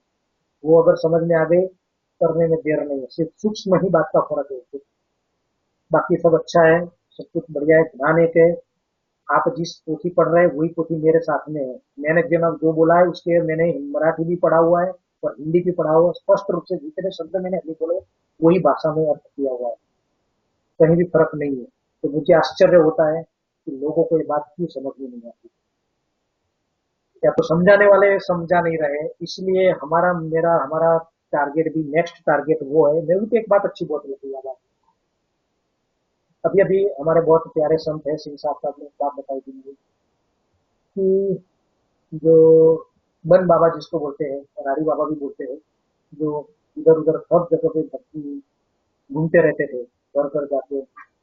और बहुत मतलब हर जगह पे जहाँ जरूरत पड़ी वो वाणी भी उपलब्ध कराते थे। मैंने ऐसा सुना था कि 1 2 हफ्ते पहले राजस्थान से लेके आते हैं घर को। बहुत अच्छी अच्छा कार्य, मुझे बहुत अच्छा लगा। यही मकसद हमारा भी है। अभी उन कुछ संतों ने हिंदी का ट्रांसलेशन कर रहे हैं, मराठी में तो शेख साहब ने किया हुआ है, अर्थ न बदलते हुए हिंदी में कर रहे हैं, जो लोगों को समझने में सहायता होगी। लोगों को सरलता से वाणी जी पहुंच जाए, वो बहुत अच्छी बात है। जिसकी वजह से मेरे जैसा आदमी भी, मैं भी अगर गलत हूँ तो आपको समझने का मौका मिलेगा, पढ़ने का मौका मिलेगा, जिसकी वजह से आप निर्णय कर सकते हैं। आज वो स्थिति नहीं है। लिमिटेड जगह पे अगर वाणिज्य उपलब्ध है तो जीव वहां सुनने को जाते हैं, तो उनको जितना सिखाया जाएगा, जो गुरु को समझाया है जितना सिखाएगा, वो धारण कर लेता रहता है। उसके बाद फिर अगर किसी को कुछ अच्छा समझता है या तो अलग से समझता है, वो समझाना चाहे, तो जीव से फिर जो छूटता नहीं है और जुड़ता नहीं है, उसमें जीव का कार्य नहीं होता है। क्योंकि अब दूसरी जगह पे अगर कोई जुड़ा हुआ है तो वहां से तोड़ने की भी अच्छी बात नहीं होती है। तो सच्चाई फिर जीव को मिलती नहीं रहती, सत्संग होने के बावजूद भी। तो ये बहुत अच्छी बात है। वाणी जी ज्यादा से ज्यादा लोगों को मिले, अच्छे से पढ़े, जिससे ज्ञान खुले, लोगों को सच्चाई का पता चले। छुपाने की कोई बात नहीं है, सच्ची बात कभी नहीं छुपाना चाहिए। इससे क्या मतलब है, क्योंकि जो बात मैं कह रहा हूँ वो वाणी जी में है। यही बिल्कुल कोई अर्थ में फर्क नहीं सेठ साहब ने किए, वो सिंपल भाषा में लिखा हुआ है। तो विषय लेते हैं। मेहर बिना यू नहीं पहुंचे। गुरु महाराज बोले कि तीसरी बाहर वो अब विषय आगे हो। पहले संत मिलना बहुत, सदगुरु मिलना मुश्किल है। सदगुरु मिल गया तो फिर मेहर तो होती है। तो मेहर बहुत बड़ी बात नहीं है। ये मेहर का जो उसकी जो लिए दो चीज लगती है, वो विषय अभी चालू है। पहले सदगुरु मिलना बहुत मुश्किल है, वो ढूंढना पड़ेगा। उसके लक्षण मैंने बताए, कोई सत्संग में बताए। अब मेहर की बात आई, वो आगे का स्टेज आ गया, तो वो सरल हो गया। अभी सदगुरु मिलना मुश्किल है।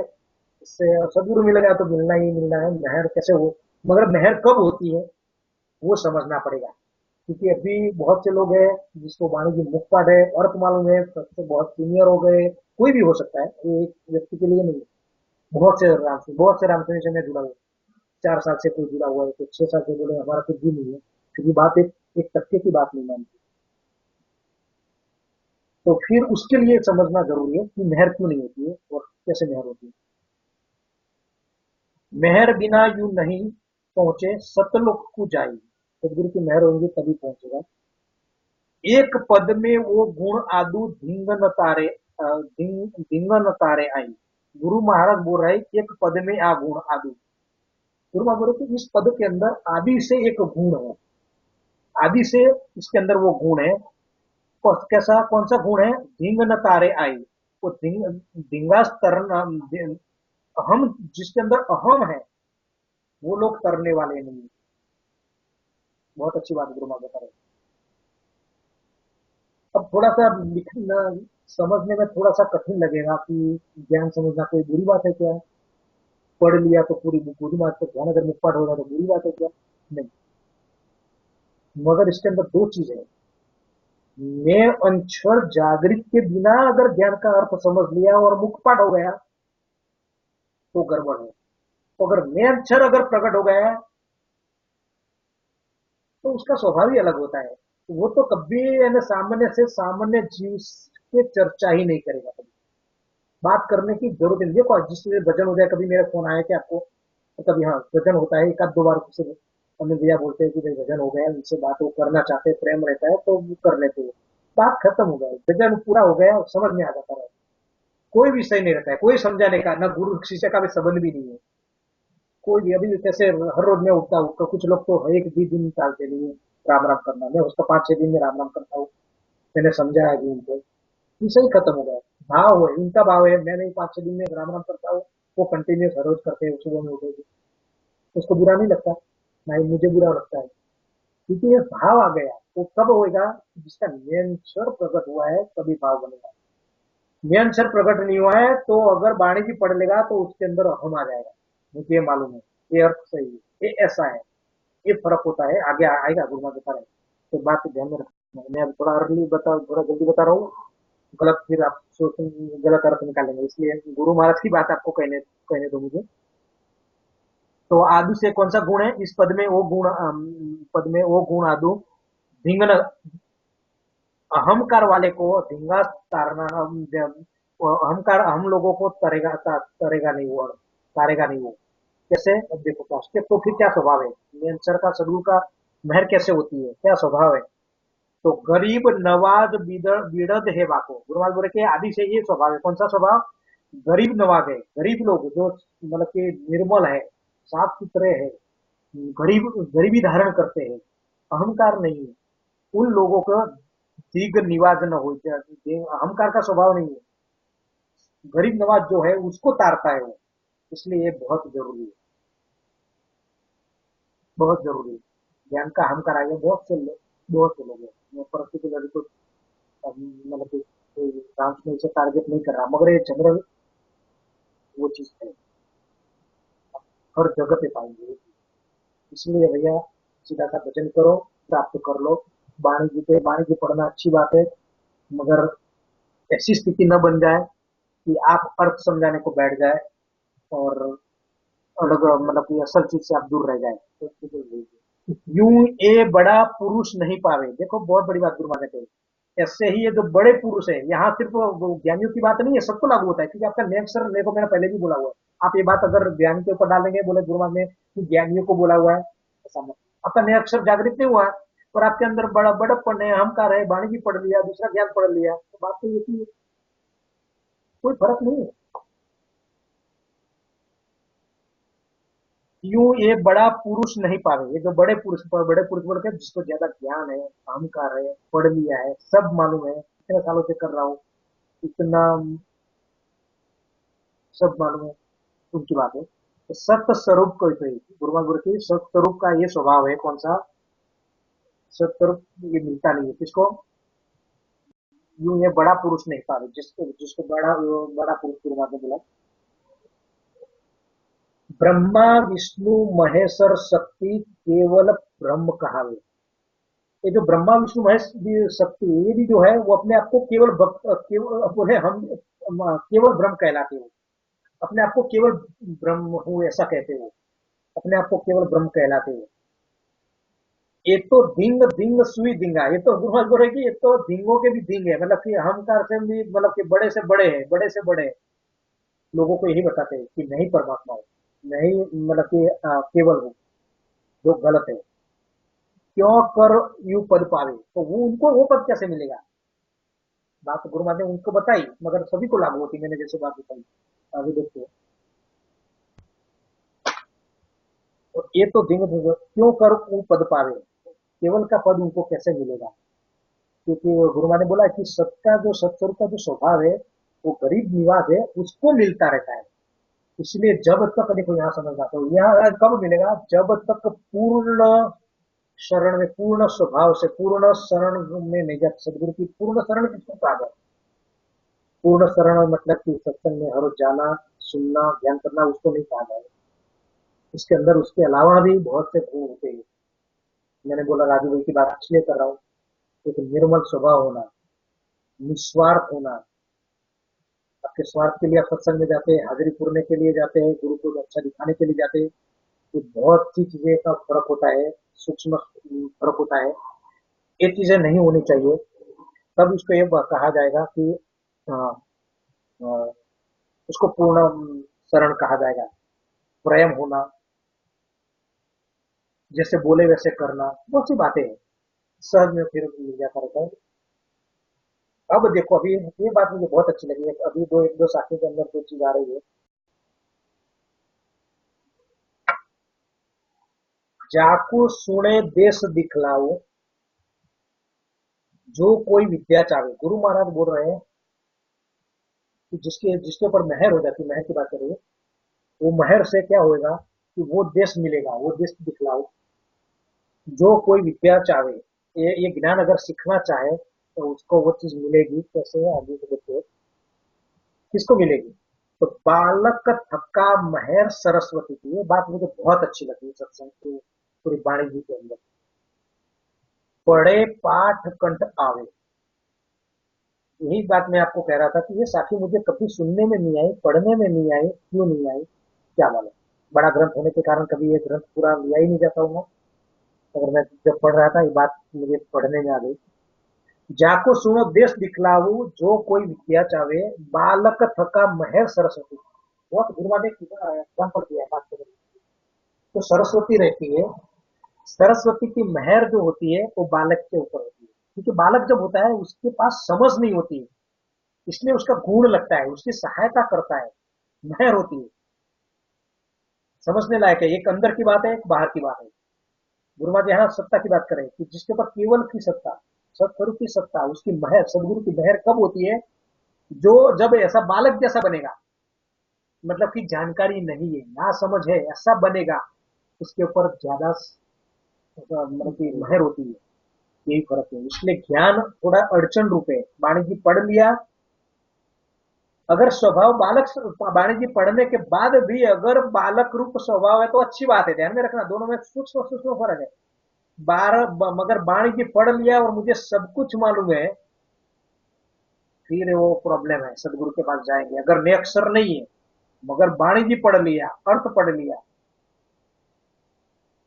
तो गड़बड़ की बात है, फिर वो बालक स्वभाव नहीं है, क्योंकि तुम्हारे पास समझण है। बालक स्वभाव नहीं है, समझण न हो ये उसको सहायता सरस्वती करती रहती है। पढ़े पाठ कंठ आवे, जैसे पढ़ेगा और कंठस्थ हो जाता रहता है। मेरी पर्सनल लाइफ की बातें मुझे याद है अभी। मेरा मित्र भी आपके साथ में बैठा हुआ है जो मेरा क्लासमेट था। ये बात थोड़ी मुझे जची नहीं थी, जैसे मैंने पिछली एक साथी में कहा था कि बात मुझे ठीक नहीं लगी गुरु महाराज। ऐसा ही जब मैं पढ़ रहा तो ये बात मुझे ठीक न लगी। फिर मैंने उसका विचार किया, समझा उसको, तब बात सही लगी मुझे। क्योंकि उसका कोई संबंध कैसे आ सकता है कि जैसे पिछली बार मैंने कहा तो कंठस्थ तो कोई भी कर सकता है, मतलब उम्र हो गई तो कंठस्थ क्यों नहीं कर सकता है? ऐसा मुझे प्रश्न आया दिमाग में। तो फिर मुझे ठीक नहीं लगा। मगर बात सही है, जब मेरे मेरे भूतकाल में मैंने जांचा तो बात सही है। दोनों का फर्क कैसा है? जब छोटे थे, मुझे मैं जब मेरे मामा के पढ़ाई के लिए, जब मेरी परिस्थिति अच्छी नहीं थी तो मेरे मामा पढ़ाई के लिए मुझे लेके गए, उस टाइम की बात है। तो मेरे गांव में मैं नहीं रहता था, जिस स्कूल में पढ़ाई करता था बहुत अच्छी स्कूल थी, वहां से 8-10 गांव के लोग पढ़ाई के लिए आते थे। साधारण पढ़ाई में अच्छा था, अव्वल नंबर आता था। तो मतलब कि उस टाइम की बात, मैं दूसरी बातें मैं नहीं बता रहा हूँ, मगर एक बात तो बता देता हूँ कि मुझे काफी मतलब कि हर पेज के ऊपर कौन सा वर्ड्स कहाँ लिखा हुआ है उसका पूरा मेमोराइज होता था। आज वो चीज नहीं है। आज जो आदमी जब बड़ा बन जाता रहता है और याद रहता है, वो उसको मेमोराइज मतलब कि वो समझण से याद होता है, बड़ी उम्र हो गई उसको समझ बोला जाता है। और जो वो जो छोटे थे जब मालूम नहीं था, याद रहता था, वो सरस्वती की कृपा थी, वो कंठस्थ होता था। दोनों में फर्क है, कंठस्थ होना और समझ से याद रह जाना, दोनों में डिफरेंस है, वो दोनों का सूक्ष्म फर्क है, जो शब्दों में मैं बता तो नहीं सकता, आपको समझना पड़ेगा वो चीज में। तो बहुत अच्छी बात है वो। तो अब देखो कैसे है, और भी उदाहरण उसको थोड़ा सा खोल के दुर्गा लगा। जोबन जोर छका जो हो है, उसके मतलब कि जोर, जवानी जब होती है तो जोर आता है उसके हिसाब से, जो छका बोले तो उसके हिसाब से जोर जब, जोबन जोर छका जो होवे, धन राज मद माही। अगर जब जवान हो जाएंगे तो जोर आता है, जवानी जोर जोर रहेगा, धन मतलब कि धन भी रहेगा, राज रहेगा, और उसके मद माही, उसका अहंकार आता है। जब जवानी रहेगी, जोर आ जाएगा, जोर का हम आ जाएगा, धन जो है राज का हम आ जाएगा, तो हम आ जाते हैं, ये बात बहुत समझने की लायक।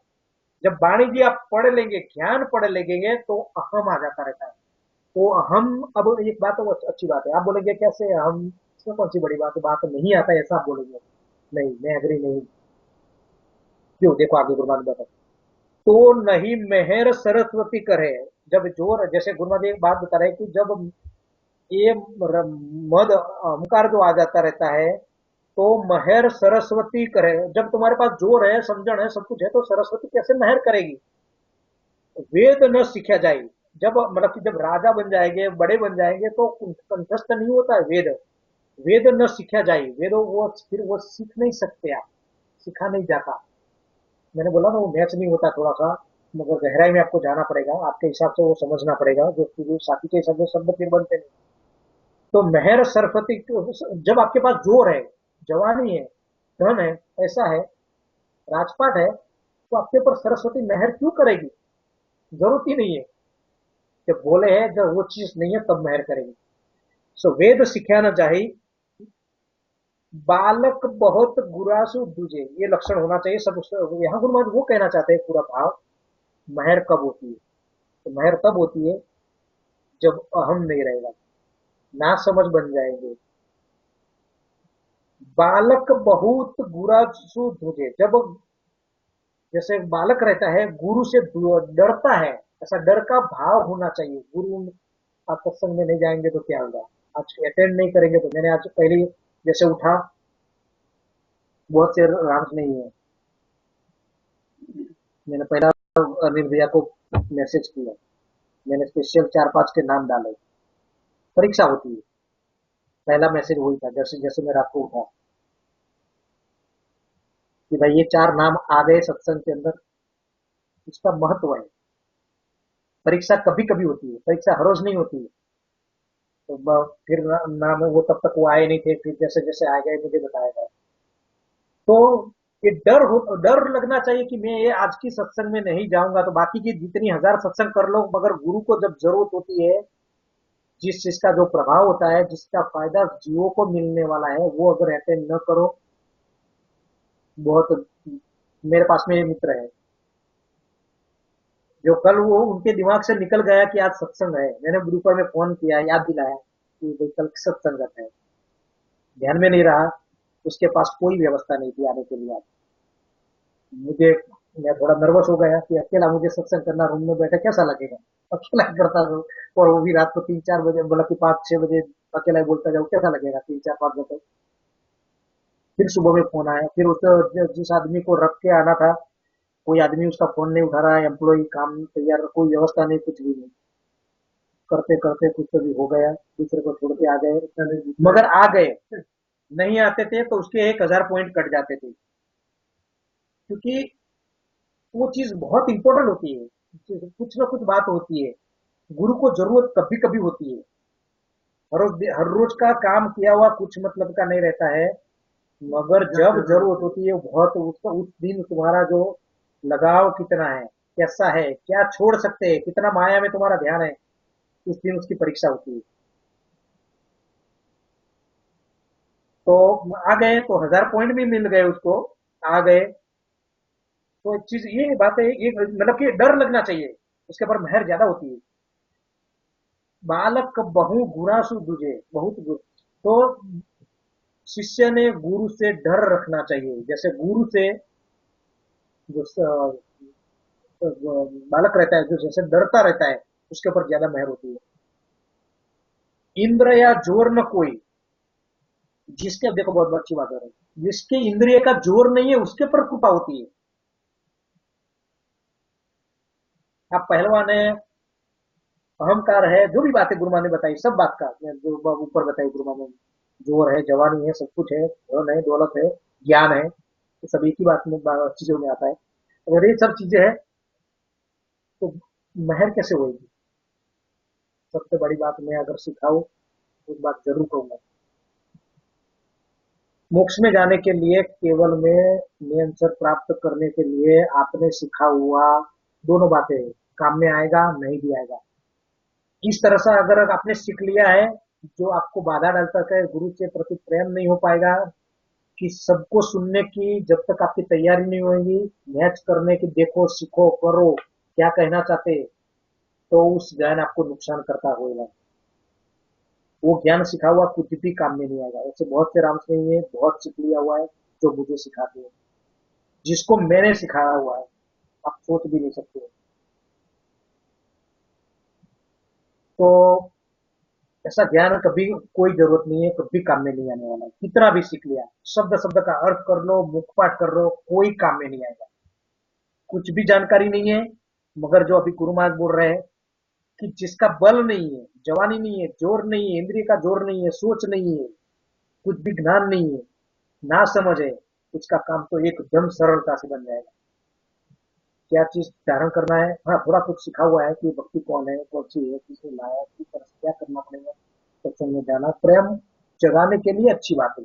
वहां तक का इस्तेमाल करेंगे करेंगे वाणी जी का, ज्ञान का, सत्संग का, कहीं भी जाना, तब तक बहुत अच्छी बात है। मगर जितना निरंतर जागृत नहीं है, जागृत हुआ है उसका तो कोई मुझे दोषी, मतलब कि उसको तो मैं भगवान समझता हूँ। यही बात आपको भी कहना चाहता हूँ।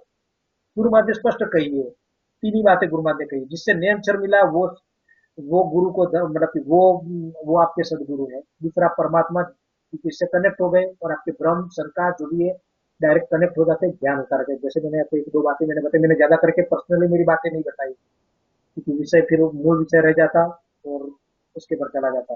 और तीसरी बार गुरु महाराज ने, जिसने भक्ति किया है ऐसे संत जन सार जो है यहाँ जगत में, वो बहुत बड़ी चीज है। गुरु महाराज ने पूरा गुरु महिमा का ग्रंथ लिखा है। हर जगह पे उनके देहदारी गुरु बीरमदास जी की ही महिमा की, क्योंकि सत्ता तो हमेशा रहती है। देखो गुरुदेव, मैंने एक बात बताई गुरु महाराज की, समझना पड़ेगा ध्यान से। गुरु महाराज ने कई जगह पे लिखा हुआ है, अब ये यही ग्रंथ में कहीं तो थोड़ा मिस हो रहा है। ये तो रस्तों बह रहे हो, नीमक ढील न खाए, मतलब ये रास्ता तो हमेशा चालू है, कभी बंद नहीं होता।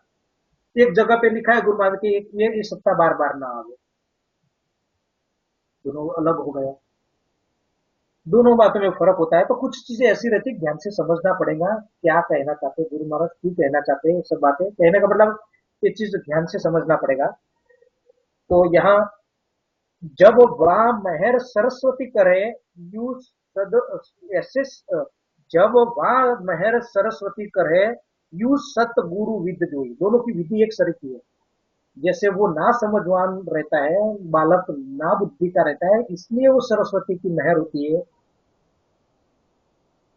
और ऐसे ही सदगुरु का स्वभाव भी वही है, सत का स्वभाव भी वही है, सदगुरु विद वही, सदगुरु की विधि भी वही है। जो ना समझवान बनेंगे, गुरु के पास जाना है तो शून्य होके जाना, तभी वो चीज मिलेगी।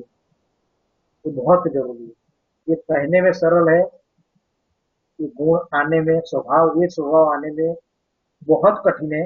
नए जीवों में ये स्वभाव आना बहुत सरल है, मगर जो ज्ञान में गाढ़े हो गए हुए हैं उसके लिए बहुत कठिन है, छोड़ नहीं सकते। जाएंगे तो बोले वो, बोलेंगे उसके पास गए, उसके पास गए, ऐसा ऐसा सब नाटक होएगा। तो एक को पकड़ना पड़ेगा, ये सब नाटक होते हैं। तो इसलिए ना वो ना उसको छोड़ सकते हैं, ना मेरे पास आ सकते हैं, ना दूसरे के पास जा सकते हैं। परिस्थिति ऐसी हो जाती है। मगर मैं तो साफ कहता हूँ, आज भी कहता हूँ, आप सब लोग पहले, सब जहां आपका विश्वास है वहां जाइए, पूरे समर्पित होकर वो चीज को, विधि को धारण करिए, तो जिसकी वजह से गुरु को वो बोलने का मौका न मिले कि आप में दोष है। और उसके बाद अगर नहीं होता है तो पूर्ण, मगर वो कठिन हो जाएगा बात, जैसे छोड़ना मुश्किल हो जाएगा, तब तक आप बहुत समझ चुके होंगे। तो ये भी बात है। तो आखिरी में आ सकते हैं जैसे, पर अभी बात है ये बात ऐसा नहीं कि आप मेरे पास जुड़ गए, कि ये मेरे पास जुड़ गए हैं, इससे कोई संबंध नहीं है। क्योंकि संतों का मतलब जीव का तरना है, परमात्मा की भक्ति को फैलाना है। तो दो चीजों का उसका मकसद होता है। उसके अंदर ऐसा नहीं कि ये मेरे पास आ गए, इसको तो जीव से तारने से मतलब है, चाहे वो नया रहे चाहे पुराना रहे, कोई फर्क नहीं होता। हाँ, इतनी अच्छी बात है कि पुराना अगर सिखा हुआ रहेगा, अनुभवी रहेगा, जितना वो गाढ़ा होएगा, समझ के लेगा, वो पक्का अगर उसको मिल जाती वो चीज, तो दूसरे 10 को लाएगा। आज अब वो फिक्र नहीं रही मुझे। देखो अभी एक बात आई थी गुरुवार में, ये रास्ता तो छूटेगा नहीं, क्यों नहीं छूटेगा, क्या फायदा है। कि जो चीज मैं जानता था, जो मुझे सत्य लगता था, वो उस टाइम में कम लोगों के पास पहुंच गई। आप आज अब वो चीज 50-100 लोगों में आ गई है। एक पेड़ बन गए, 100 पेड़ बन गए, 100 पेड़ में से अनंत बीज फल निकलने वाले, अनंत बीज निकलेंगे वाले। अब ये रुकने वाला नहीं। अब उसका फायदा साल 2 साल 3 साल में बहुत लगेगा, क्योंकि ये चीज लोगों को मिल गई है। और अच्छी बात तो ये है कि तारने वाले जिस संत, जैसे गुरु मान ने कहा, एकाधिक दुखी आते रहते हैं, काफी लोगों से काम भी हो रहा है, ऐसा मेरा कोई रोल नहीं है इसके अंदर। मैंने तो मेरा अस्तित्व ही मैंने जीरो कर दिया हुआ है। आपको थोड़ा सा कठिन लगता होगा, ये बात तो सच भी नहीं लगती होगी, मुझे लगता ही नहीं है कुछ भी। इतना उनके भरोसे पे सब कर रहा है, काम अच्छा हो रहा है, वो शब्द देते हैं, शब्द जागृति होता है। बहुत बड़ी बात है वो। उनमें है वो गुण, काफी लोग हैं, बहुत बहुत से लोग हैं, तो उनकी वजह से होता है वो। तो जा यू सतगुरु, सदगुरु विधि जो हुई, सदगुरु की विधि भी हुई है।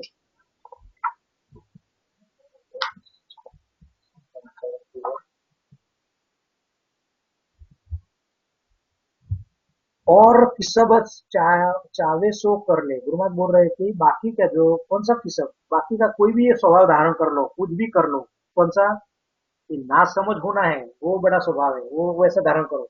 उसके अलावा कुछ भी कर लो, तो क्या कर लो, धन जोबन हुआ राज, एक वेद व्याकरण नहीं सूझे। ये व्याकरण समझेगा नहीं, वेद शास्त्र कंठस्थ नहीं हुए,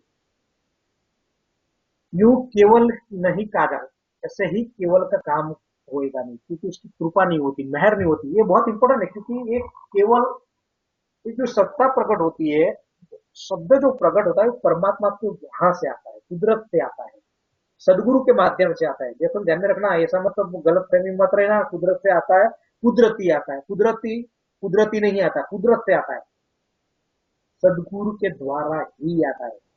दूसरा कोई रास्ता नहीं है। चाहे पहले पान से लेके वाणी जी का आखिरी पान पढ़ लो, यही चीज आपको मिलेंगे। जिसके पास हो सकता है, जो संत यहाँ जगत के अंदर प्रगट है, इससे ही काम बनता है। एक बहुत रास नहीं है, पहले पहले मैंने जब अनिल भैया ने भक्ति कर ली पूरी, मैंने उनको बोला कि आप जाके आ जाओ, हर जगह तो पहले घूम के आ जाओ। तो पूरा इधर मुझे पूछते रहते कि मुझे यहाँ इधर हर जगह पे चारों धाम में जाना है लोगों को मिलने के लिए। तो मैंने बोला मिल लो, कुछ नहीं। और बोला इतना तो जरूर है कि ये भक्ति है, वहां आप जाओ। आज आपने भक्ति कर ली, सुमिरन कर लिया, लोगों को संतों को मिल के आ जाओ। एक ऐसे संत के बाद गया, बहुत सीनियर है, उसकी उम्र काका जी की उम्र के जैसा है।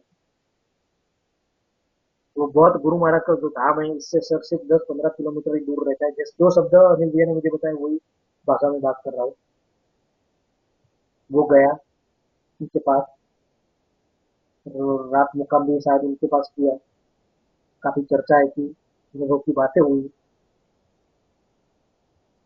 उन्होंने ज्ञान में, आप अपने तरफ से उस आदमी की तुलना करेंगे, सोचेंगे, उसके लिए मैं नाम नहीं बता रहा हूँ और बाकी की बातें मैं सहज नहीं बता रहा हूँ, ज्यादा डिटेल में आपको सोच मालूम न पड़े, इसके लिए मैं इस तरह से ढंग से बता रहा हूँ। मगर बहुत सीनियर राम नहीं है, बहुत सच्चा, बहुत अच्छा हुआ पहुंचा हुआ संत होगा, बहुत अच्छा है, उम्र भी इतना है। तो जब बात हुई तो अनिल भैया ने मुझे ये बताया, उस आदमी ने ऐसा बोला कि भाई तू जिस जगह पे जा रहा है, गुरु महाराज के दर्शन करने को जा रहा है, और जो चीज तेरे को मिली है वो वहां मिलने वाली नहीं है। जो तेरे पास है वो चीज वहां नहीं है, जो तेरे को मिला हुआ वो चीज नहीं। वो इतना बंबई से लेके राजस्थान गया, वो वहां से वापस आ गया, सिर्फ 10 किलोमीटर दूर रह गए, और वहां से अनिल भैया वापस आ गए थे। तो दूसरी बार उसके बाद जाके आए, वहां तक जाके आए। मगर यहाँ मकसद, कहने का मतलब ऐसा है कि ऐसी स्थितियां है कि जिसके साथ, जिसकी उम्र इतनी हो गई, जिस ज्ञान में इतने गाढ़े हो गए, जिसको इतना अनुभव है, की बात कर रहे हैं, तो ये चीजें मिलना कठिन भी है लोगों को, ये स्थिति है। ऐसा नहीं कि आप बहुत सालों से कह रहे कर रहे हैं, मतलब कि लोग पहुंच गए कि ऐसा है। तो गुरुमत कर है कि व्याध ये केवल नहीं काजा, जो कोई जो कोई जोर सकल ही त्यागे। गुरु महाराज बोले कि आपके पास जो जोर है, जो हमकार है, ज्ञान का जो आपके पास जो समझ है, वो जब त्यागेंगे तो देह गुण, ये बहुत अच्छी बात है गुरु महाराज, ये बात बोला है। मुझे बहुत, जब अनिल भैया कहते हैं कि भाई ये लोग पहुंचे हुए हैं, वो सब ऐसे लोग हैं कि जो पहुंचे हुए हैं, अच्छे संत के रूप में हम समझते हैं। अनिल भैया कहते थे कि उसको आप बात समझाओ ना, ऐसे करो ना, मगर गुरु महाराज ने लिखा हुआ है। मैंने बोला नहीं भैया ये नहीं होगा। क्यों? तो जबर नहीं, तो देह गुण नहीं जावे। गुरु महाराज ये बोल रहे हैं कि ये देह का स्वभाव है, ये जीव का स्वभाव है, जो उसने सिखाया है वो गुण जाता नहीं है। इसलिए बहुत बार ऐसे राम्स नहीं मिलेंगे जो नम्रता धारण करके बात करेंगे, सब कुछ करेंगे, मगर ये चीज अंदर से जाना मुश्किल होता है। इसीलिए बहुत कठिन है। एक बार चुक गए, चुक गए। जब एक बार आपको समझाया, नहीं समझे, बात गई, बात आपसे चली गई। फिर अब उसके पर विश्वास हमको भी नहीं आता है, आपको भी नहीं आता है। और ये गुरु महाराज के वचन है, ध्यान में रखिए। बहुत अच्छा शब्द गुरु महाराज ने डाला हुआ है। क्या डाला है कि जो कोई जोर सकल ही त्यागे, कोई अगर जोर छोड़ना चाहेगा, मतलब कि मैं बलवान नहीं हूं, मैं अभिमानी नहीं हूं, मुझे वाणी जी का कुछ भी नहीं समझता, मुझे तारो, ऐसा एक दृष्टांत है। मेरी ये हमेशा मेरी बात हुई थी, मैंने कहा, प्रॉमिस भी किया था सबको, एक भी बात किसी की बात नहीं बताऊंगा, मगर एक विषय निकला तो बता देता हूँ। एक राम स्नेही था, बहुत नया राम स्नेही था, बहुत नया था। हम बातें करते थे, मुझे रिस्पेक्ट करता था, और बहुत नया, मतलब कि कुछ भी मालूम नहीं है। बातें बातें में जब चैटिंग करते थे, उसकी प्रशंसा मैंने कर दी। उसके दूसरे ही क्षण के अंदर उन्होंने मुझे मैसेज किया कि भाई आपका और मेरा जमेगा नहीं। जैसे अभी तो वो, उसने अभी ज्ञान में शुरुआत भी नहीं किया हुआ है, भजन भी नहीं हुआ हुआ है, मुझे रिस्पेक्ट करता था, इतने गुण थे। देखो समझने की बात है, मुद्दा समझना, बरोबर पॉइंट। और ग्रुप के अंदर सभी मुझे रिस्पेक्ट कर रहे थे, ऐसा था, उसको मालूम था।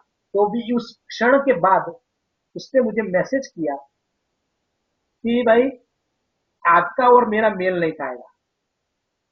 जैसे जैसे उसको पूरी वाणी भी समझ गई, पूरा भजन भी होगा, इतना सीनियर भी होगा, 20-25 साल से इसमें होगा, सब जैसे उसको समझ गया होगा, और उसने लिखा।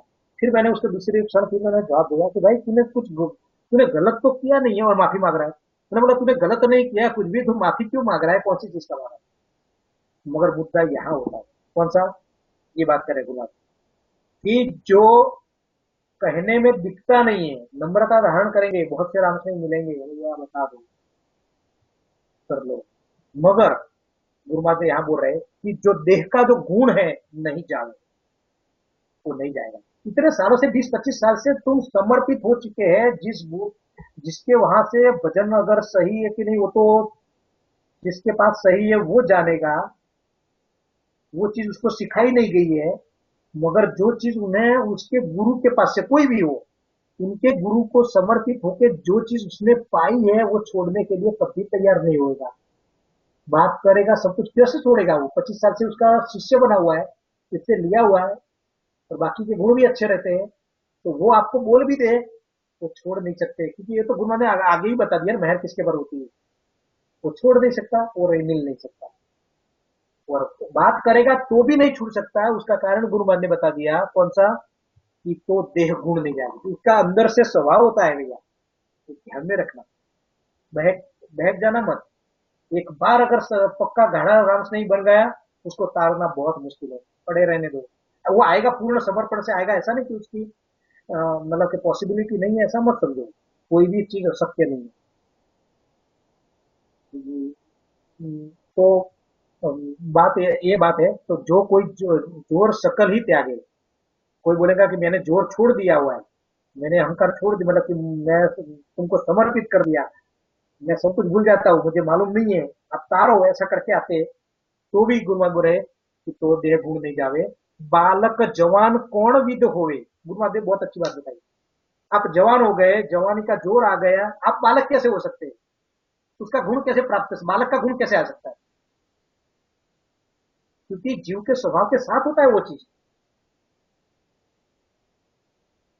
ये बात को और भी जोड़ना पड़ेगा। जब गुरु महाराज ये बोल रहे हैं कि जो चीज तुमने सीखी, जो अहमपना आ गया है, जो सीख लिया, वो अगर छूट नहीं सकता है, तो फिर मैं इससे उल्टा कहता हूं, जो अच्छा है वो कैसे छूट सकता है। तो अच्छी चीज को धारण करना बहुत अच्छी बात है। तो मैं तो कहता हूं कि संत की प्रशंसा हमेशा करनी चाहिए, सदगुरु की प्रशंसा हमेशा करनी चाहिए। देहदारू गुरु के अंदर वो गुण है, उसकी प्रशंसा, उसको पब्लिसिटी नहीं करते। जिस संतों ने कभी पीछे सुना हुआ है ये शब्द कि अपने अपने लोग अपनी अपनी पब्लिसिटी कर रहे हैं, तो कैसे जब सुनेंगे, उनके लिए ध्यान में रखना गुरु महाराज ने क्या कहा है कि पब्लिसिटी नहीं कही जाती, सच बात को सच बताना पब्लिसिटी नहीं कही जाती। फिर से रिपीट करता हूँ, क्योंकि गुरु महाराज ने यहाँ बताया हुआ है कि जब बुरा स्वभाव है, वो जीव के साथ में रहता है, वो नहीं छूट सकता है, तो अच्छा स्वभाव कैसे छूट सकता है? संतों को अच्छा ही लगता है।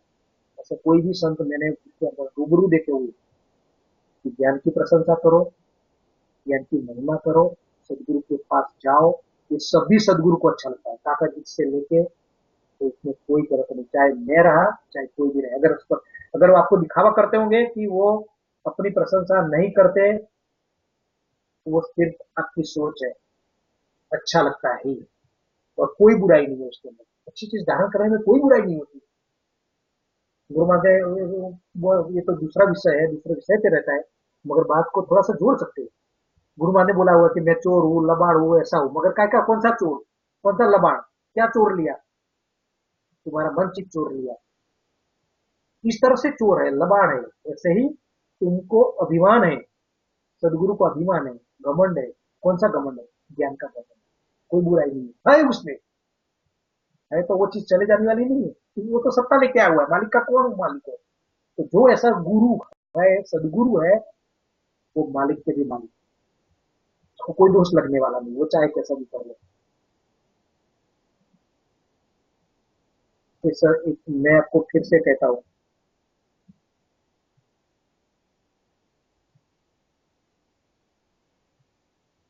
ये बाणी की मैंने अर्थ कर लिए, पढ़ भी लिए, मेरी ताकत के बाहर है, मेरी समझ के बाहर है। जो हो गया मालिक की कृपा। तो जब तब तभी बनती है, तो गुरु की मेहर होती है, परमात्मा की मेहर होती है। सब चीज मुझे पढ़ने को मत कहना, मगर ये चीज ये विषय से संबंधित है, देखो आगे लेते हैं।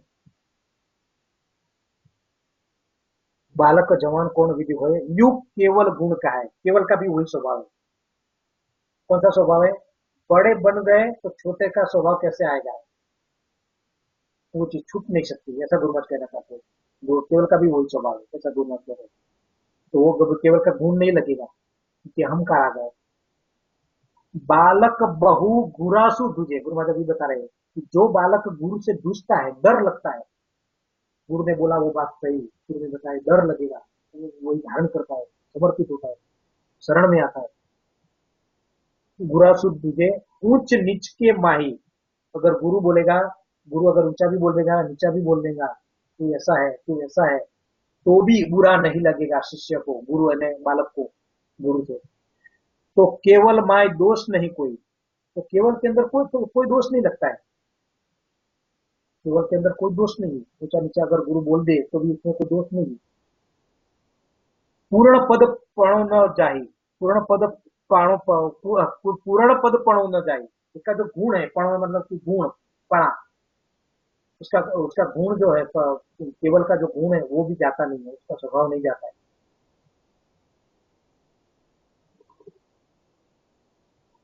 जो साखी लेना था वो आखिरी साखी है, 175 में। सत्य स्वरूप को है अंग उई। अब गुरु महाराज बोले कि सत्य स्वरूप का क्या लक्षण है, उसका अंग क्या है, उसका स्वभाव क्या है? गरीब निवाज वहां आवे। गुरु महाराज बोले कि जहां गरीब निवाज है, जहां नम्रता है, जहां ये स्वभाव है कि मैं कुछ भी नहीं जानता, गरीब निवाज, वहां सत्स्वरूप आता है। बहुत जरूरी लक्षण है। स्वभाव आना बहुत मुश्किल है, इसलिए गुरु महाराज उसके ऊपर जोर दे रहे के सुखराम ब्रह्म और माया यू। गुरु महाराज बोल रहे कि माया और ब्रह्म ऐसे ही है, सत्य स्वरूप न पावे। ऐसे ही माया और ब्रह्म को सत्स्वरूप नहीं मिलता। यहाँ माया ब्रह्म की बात करें गुरु महाराज, मगर ये सब चीज सभी को लागू होता है, क्योंकि अपन जब तक नया अक्षर नहीं होता है तो अपन भी माया ब्रह्म में ही है, कोई फर्क नहीं है। बात स्वरूप उसको उसके लिए बता रहे कि माया ब्रह्म, माया ब्रह्म, माया ऐसे ही है, सत्स्वरूप को नहीं पाते हैं। माया ब्रह्म को भी सत्स्वरूप नहीं मिलता, इसे आपको भी नहीं मिलता जब तक आपका स्वभाव ही रहेगा। अभी 1.5 घंटे हो गए, अब मुझे एक साखी लेना है, पद लेना है। आपको 5-10 मिनट का रेस्ट चाहिए तो ले सकते हैं। Hello, hello.